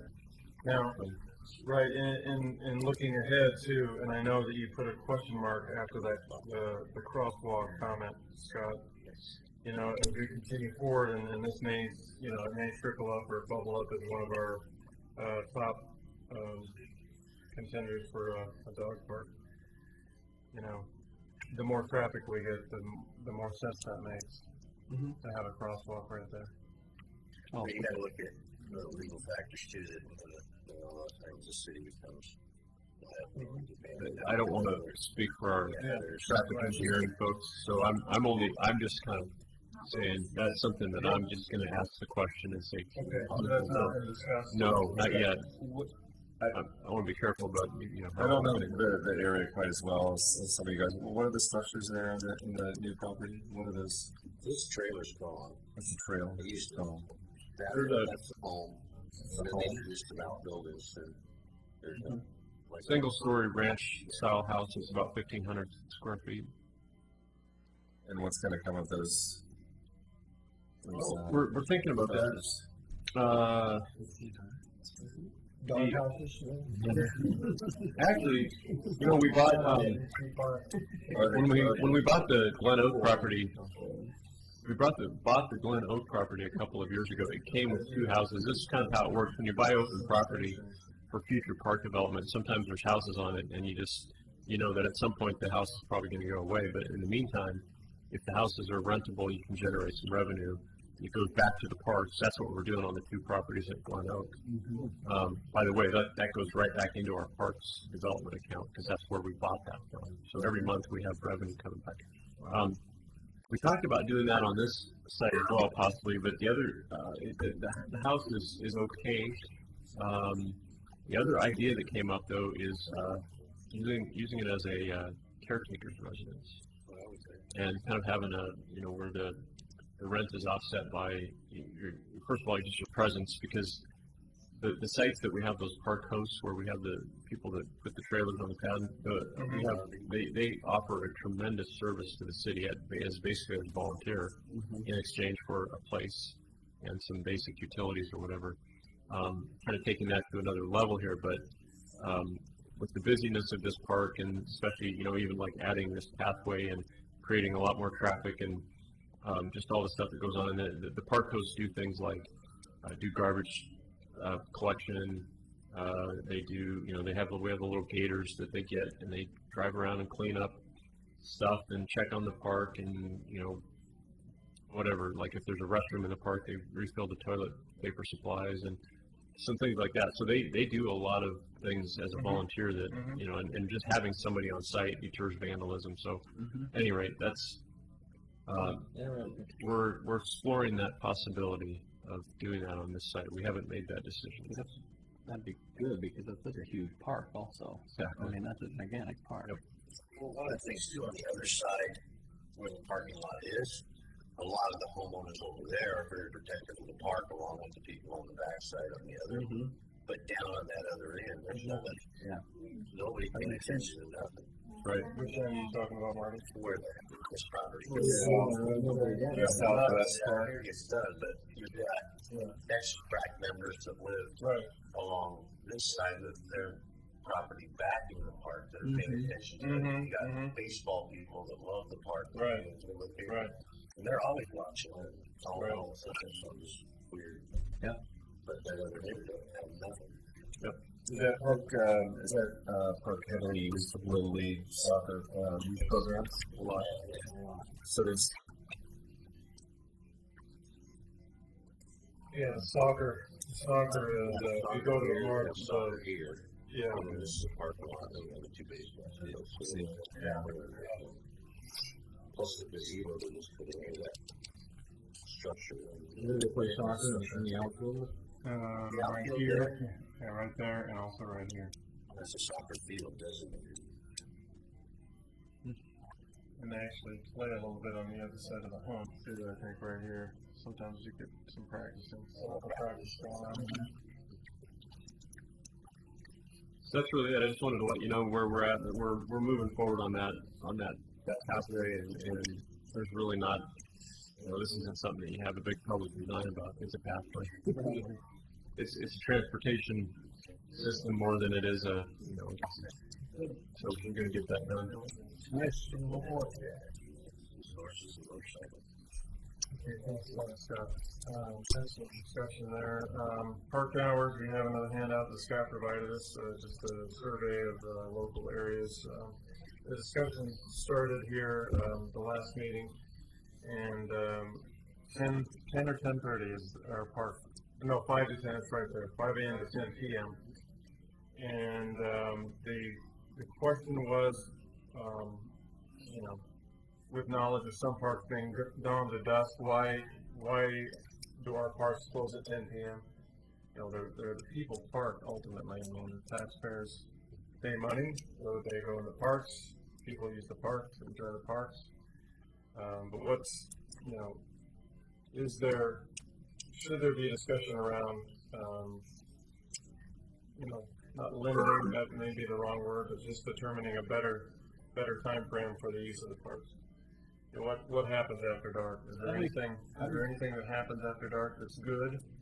And I'm just offering that up. I'm not looking for a particular response, because I'm thinking about it myself. I think, well, yeah, I mean, some people may want to walk their dog through the park at 9:30. We're going to tell them that they can't do that. So yeah, we could see arguments coming up from citizens that pay taxes, but anyway. So take a look at this real quick if you haven't already. And How'd we start this discussion? This was last meeting, or did you bring this? yeah, I brought it up. I just did a quick survey of some agencies that are close by, and this is what I got back. So Gus Lynn, most parks closed by 10 p.m. City of Walton, sunrise to sunset. So it's a version or a variation of dawn to dusk. North Plaquemine PRD, this is more dawn to dusk. Just to make sure that they put a time on it, half hour before and half hour after. And then City of Canby is a lot like our 6 a.m. to 10 p.m. Like Oswego is the same, except for with one exception there at the Millennium Plaza. And then the City of Wilsonville is dawn to dusk. Looks like it's kind of split, isn't it? Yeah. So Walton, North Plaquemine, and Wilsonville are a sort of a dawn to dusk type of arrangement. What was your thoughts when you brought this up? Why did you bring it up? Or why? Well, I don't think you were at the meeting, were you? I remember talking about it last meeting, or maybe the one before. Yeah. Last meeting. Yeah, I thought so. A citizen approached me about the park hours and why they were what they were, and specifically mentioned that some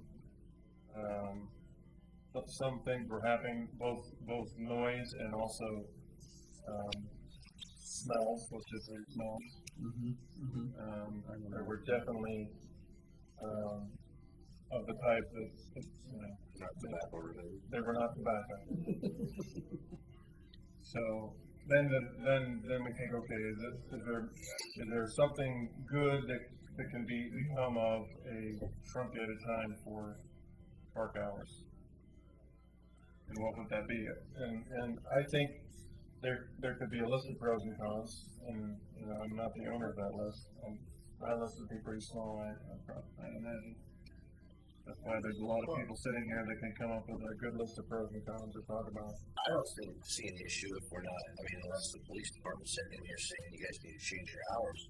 If a citizen smells, a human fighting with a stone, or stings, or marijuana or whatever, just call the cops, have them go check it out. They have every right to go into our city park. And, if they like to sneak up, I would probably.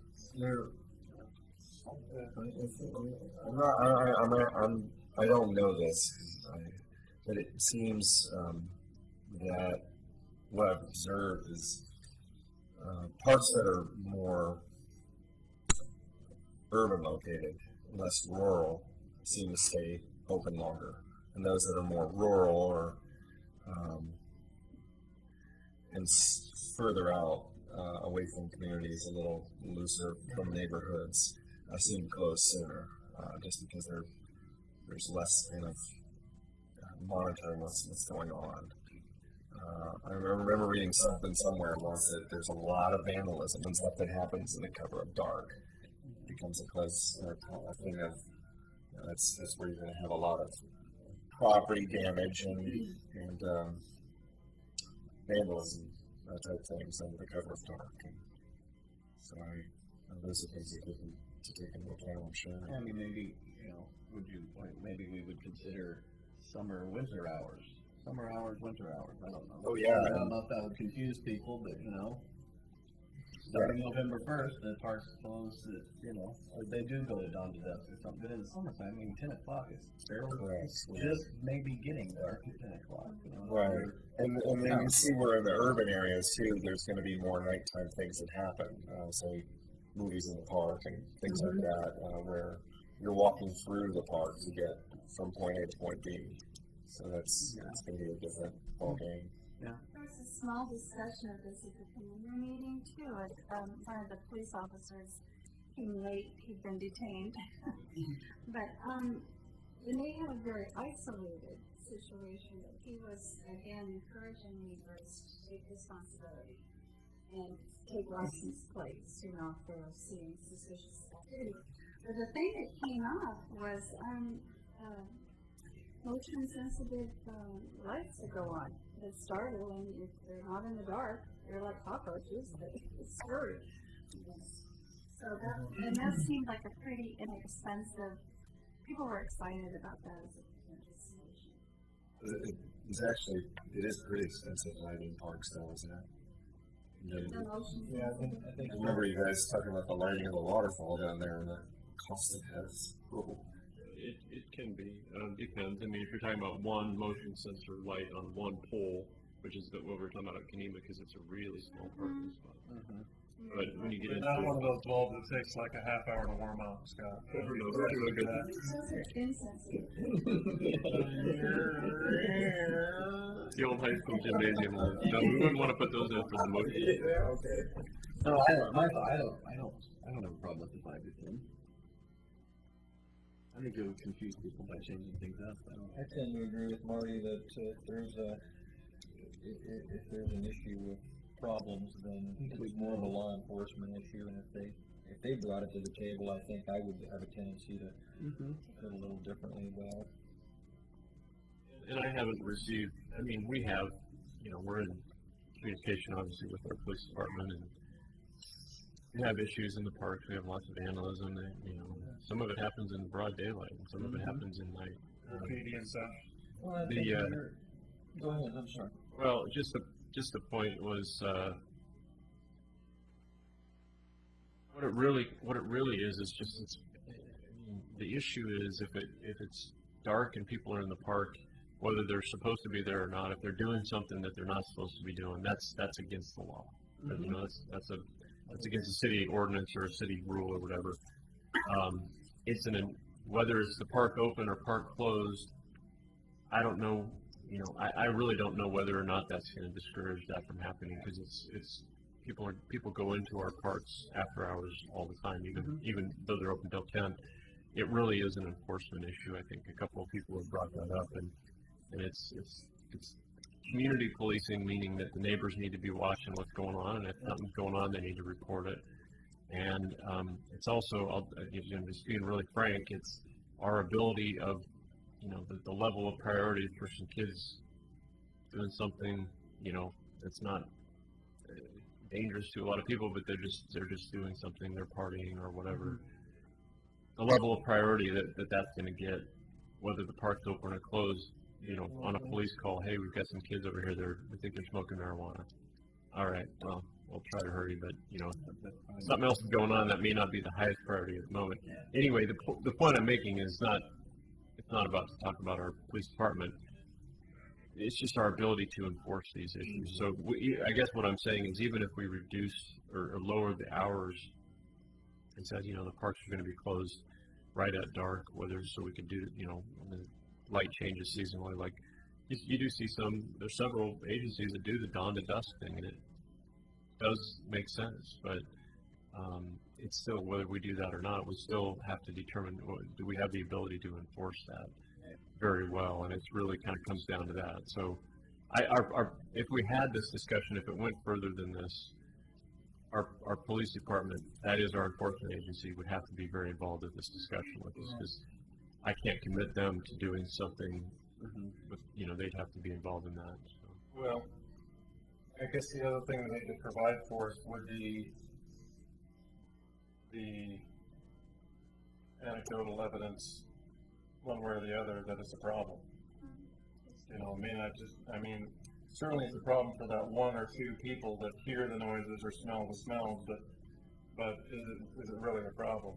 To take or restrict the park hours for people who are using it responsibly for that, you know, 2 or 3 hour period, 4 hour period where it is dark.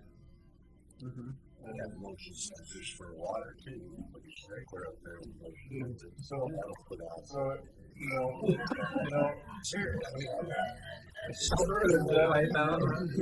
would that be easy enough to get a sort of a perspective from our police officers, police force on, you know, I think we have evidence, like you said, that there are things that are happening, but is it a problem? I mean, because if it's not broke, don't fix it, right? I mean, and the taxpayers of Oregon City are paying for the park, and some people, like me, like to walk and smell and look at the stars and, exactly. and enjoy the night air that is so fresh and awesome and everything, and so that would be. I will follow up on that with our police department and ask the right people within the department that can give me some feedback on that. Yeah, I think that Bring would that be back good. to you. I would agree. I'd hate to, people do ruin it. The minority certainly do ruin it plenty for the majority, but I would love to see it stay the way it is. We are in a democratic society. Don't get me started on that. So, yeah, let's just get that. One person. I think we've found a common ground here as far as but let's just talk about that piece of data. I can bring that back to you at the next meeting. Okay. I'll do a little asking and gather some information from our police department and bring that back to you. Let's invite the police chief. Should we have him in the next meeting? He just came off my list. So do I. I know. I'm with him on a few of them. I bet they'd be really interested though. Hear the inside. Parks, I'm sure they get a lot of calls to parks.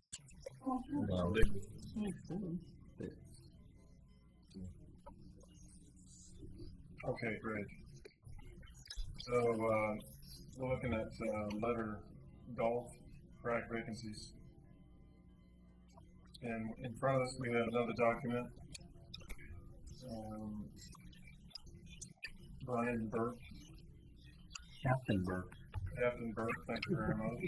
I'm reading down, yes, Captain. You might know this guy. I do. He called me. What's that? Yeah, I don't know how. He's an involved guy. He lives in Oregon City. And he called me. I don't remember how I don't know if he heard. Somehow he saw that I was. Oh, I know. He was going through the city website or something. My names are on there. He saw that I was involved in the committee, and then I told him, the term is up, and it just sparked more conversation and so forth. So he's over in the neighborhood next to the high school. So that's kind of what I thought too. Or one of our underserved areas that we have for those neighborhood associations. Yep. 14356. So Oh, go south on 213 from Hagen and turn left somewhere out there. you turn on Glen Oak. Turn Glen Oak, okay. Right. He's right there. So. In which district is that? I'm not familiar enough. What is it called?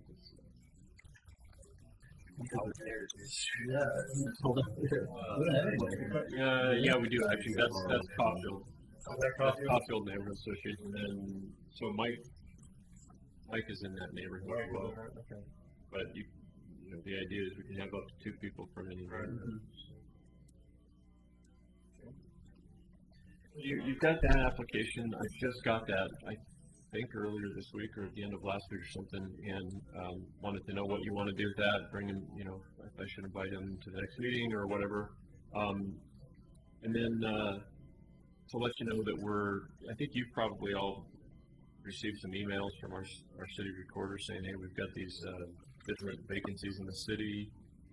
Those announcements go out to all the board and committee members in the city as well as the neighborhood associations, and we put out press releases. So there's an active recruitment going on within the city to let people know that there's opportunities to get involved. We've got the 2 existing vacancies, and then we've got one coming up, unfortunately. And then also, Ryan, your term expires, and I think you've indicated you're probably going to try to get reappointed to that. I do need to let you know that you have to go through the process to get reappointed. You have to resubmit an application. Just that little, it's on the city's website, and you just fill in a couple lines. And It's the next pay grade though, right? Yeah, absolutely. Hazing. You're paid doubles. From your first term to your second term, you're paid doubles. That is so awesome. So underrepresented, please help me out again. Kanima is 1. And I thought I wrote that down. Lynn helped us out. Kenema, Park Place,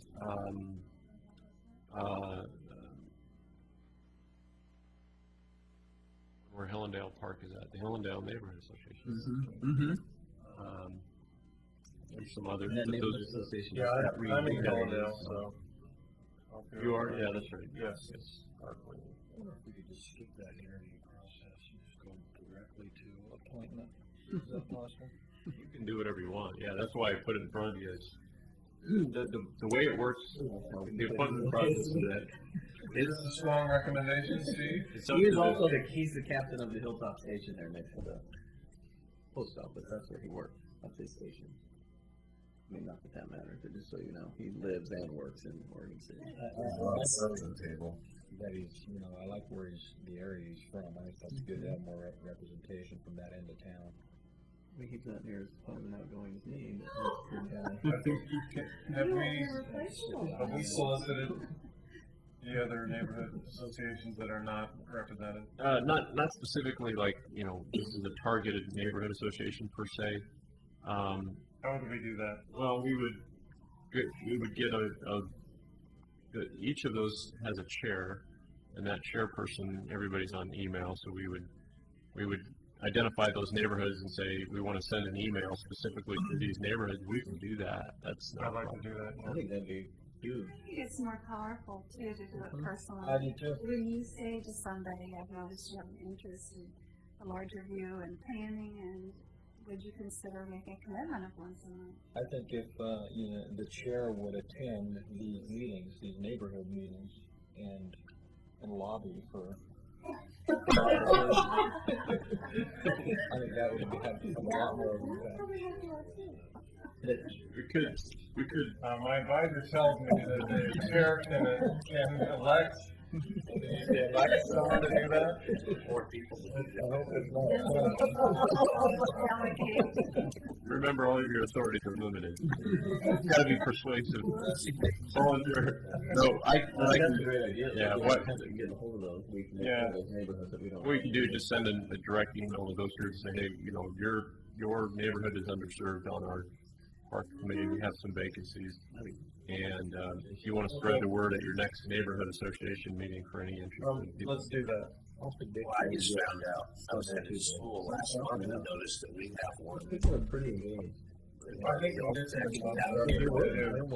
do it. I saw Silent leaving one. Yeah, that's kind of been, some of the neighborhood associations have kind of re-energized. Yeah,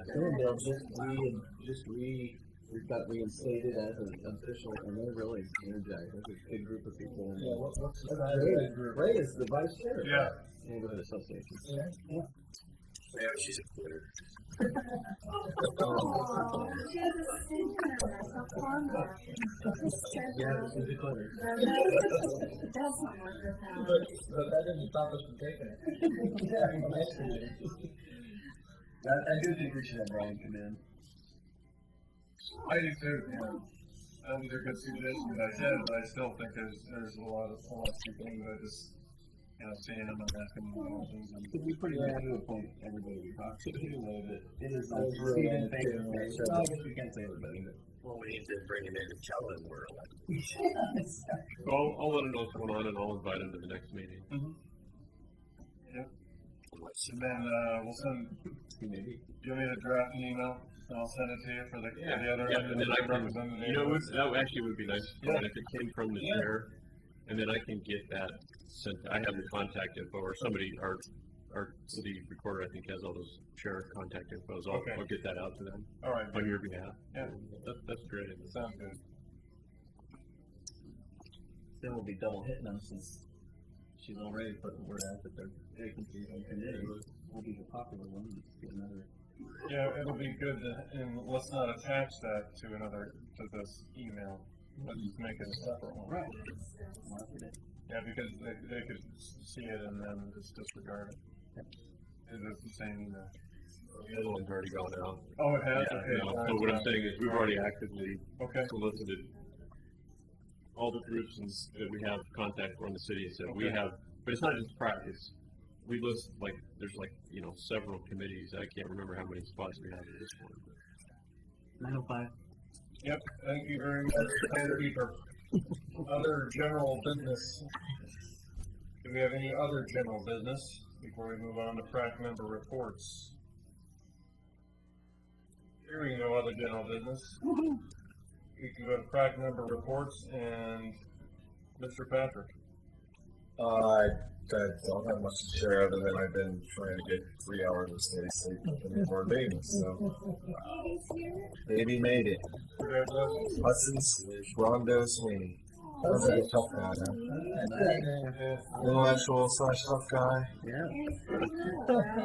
Yeah, he's real small, but we're fattening him up, and he's doing great. Hudson Longo, you said? Hudson, my wife's maiden name's Brondo. Very French, so Hudson Brondo. This sounds very Charles Bronson. Yes, it does. Oh, congratulations. Thank you. Congratulations. Cool. Is your first? First and only. He hesitated for a second.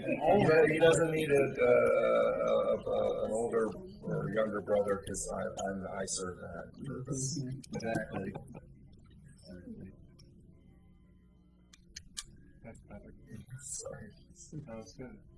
Thank you very much. Marty? I have nothing to report. We had a great discussion on that. I'm sorry, Mr. Chair, I also have nothing to report. I can't think of anything. That's pretty hard to imagine. Yeah. I'm thinking. Oh, yeah, I can talk about that. Good one. Thank you, Barney. Saturday night, and I should have brought something for it, but yeah, Saturday night, if you have nothing going on and you want to contribute to a great fund, Global Mission Readiness, which is a nonprofit organization started by some firefighters with Think Blacklist Fire, having a Masquerade Mayhem 2 second annual. That's what that means. At Weatherford's. Last year we had over 200 people. The building will hold a little over 250, and we'll probably reach capacity this year. It's $20 at the door, and there's a free funk at my house if you want to come next to that too. But it's going to be a great event, and last year it was off the book. It's just a good fun time, lots of fundraising, lots of opportunities to give to this organization, and it's a good time. Weatherford's does their own the night before, and then we come in the second night too and blow theirs away. If they can't make it, they can always get a hold of somebody and donate directly to them. globalmissionreadiness.com. It's on there, and it's a great, they go all over the world and teach other fire departments and other EMS agencies around the world how to do things better. And we take donations too from other fire departments, equipment wise, that we take to these other countries too to bring them up to date and kind of hit areas like they were in Peru last month. Peru has a lot of flooding issues. They also have wildland issues, wildland fire issues, and so it's sort of cool what they do. And they volunteer their time. I mean, and if they don't have, if not enough money is in the pot to send them, they pay for it themselves and they just go over there and do it. So more than we can raise to do that. So Saturday night. Thank you. Yep. I'll try to make mine really fast. I'll talk fast, but Kathy has 3 points for Prime Minister.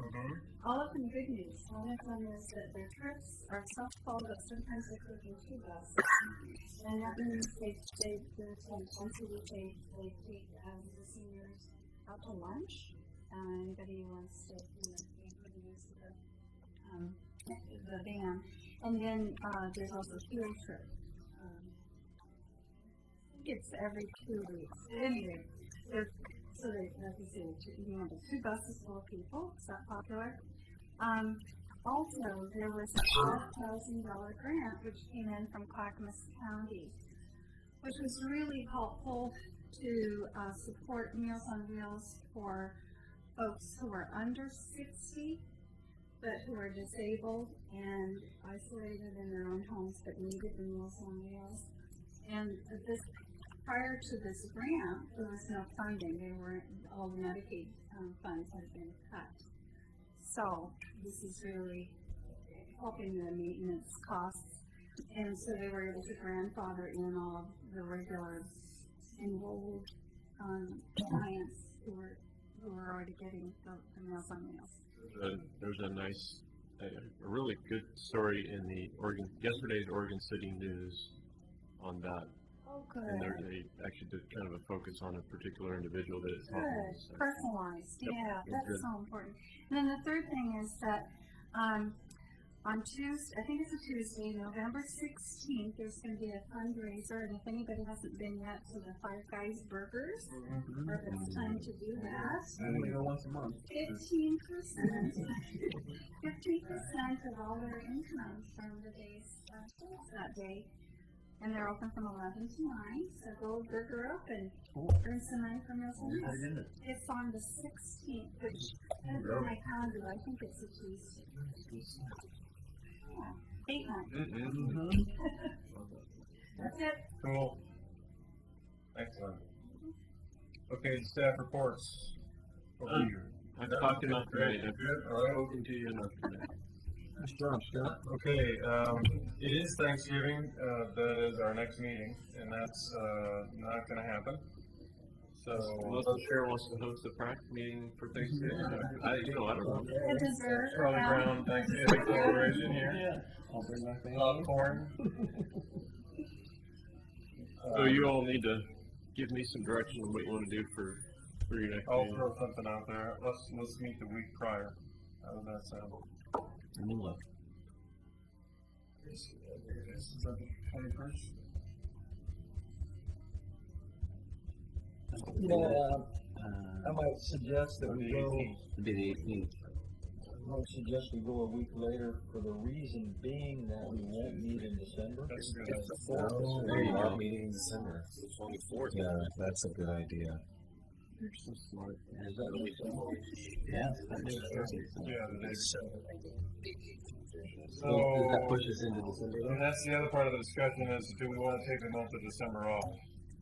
It would be, the week after would be, December 2nd would be the week after. And typically, I think your bylaws say you have to meet only like 9 times a year, usually, at least 10. Because you take August off traditionally, and then traditionally you take December off. Actually, scheduling it a week later would be kind of nice, because then it sort of spreads out Yeah. that gap a little bit. December 2nd? Yeah. I like it. Sure. Get this room? Well, actually, you know what? I need to verify that. If worst case scenario, we've got other places we can meet. It's nice to meet here because we can record the meetings and everything. Okay. I'll let you know when it's gonna be. Okay, tentative. I'll let you know the location, date. If you want to confirm the date, we'll find the place. That's not a problem. Okay. Hopefully, we'll have. Everybody like the December 2nd as the date? Yes. Confirm the place? Yeah. The time is the same. Okay, anything else? 7 to 9:30 or so. Is that what you're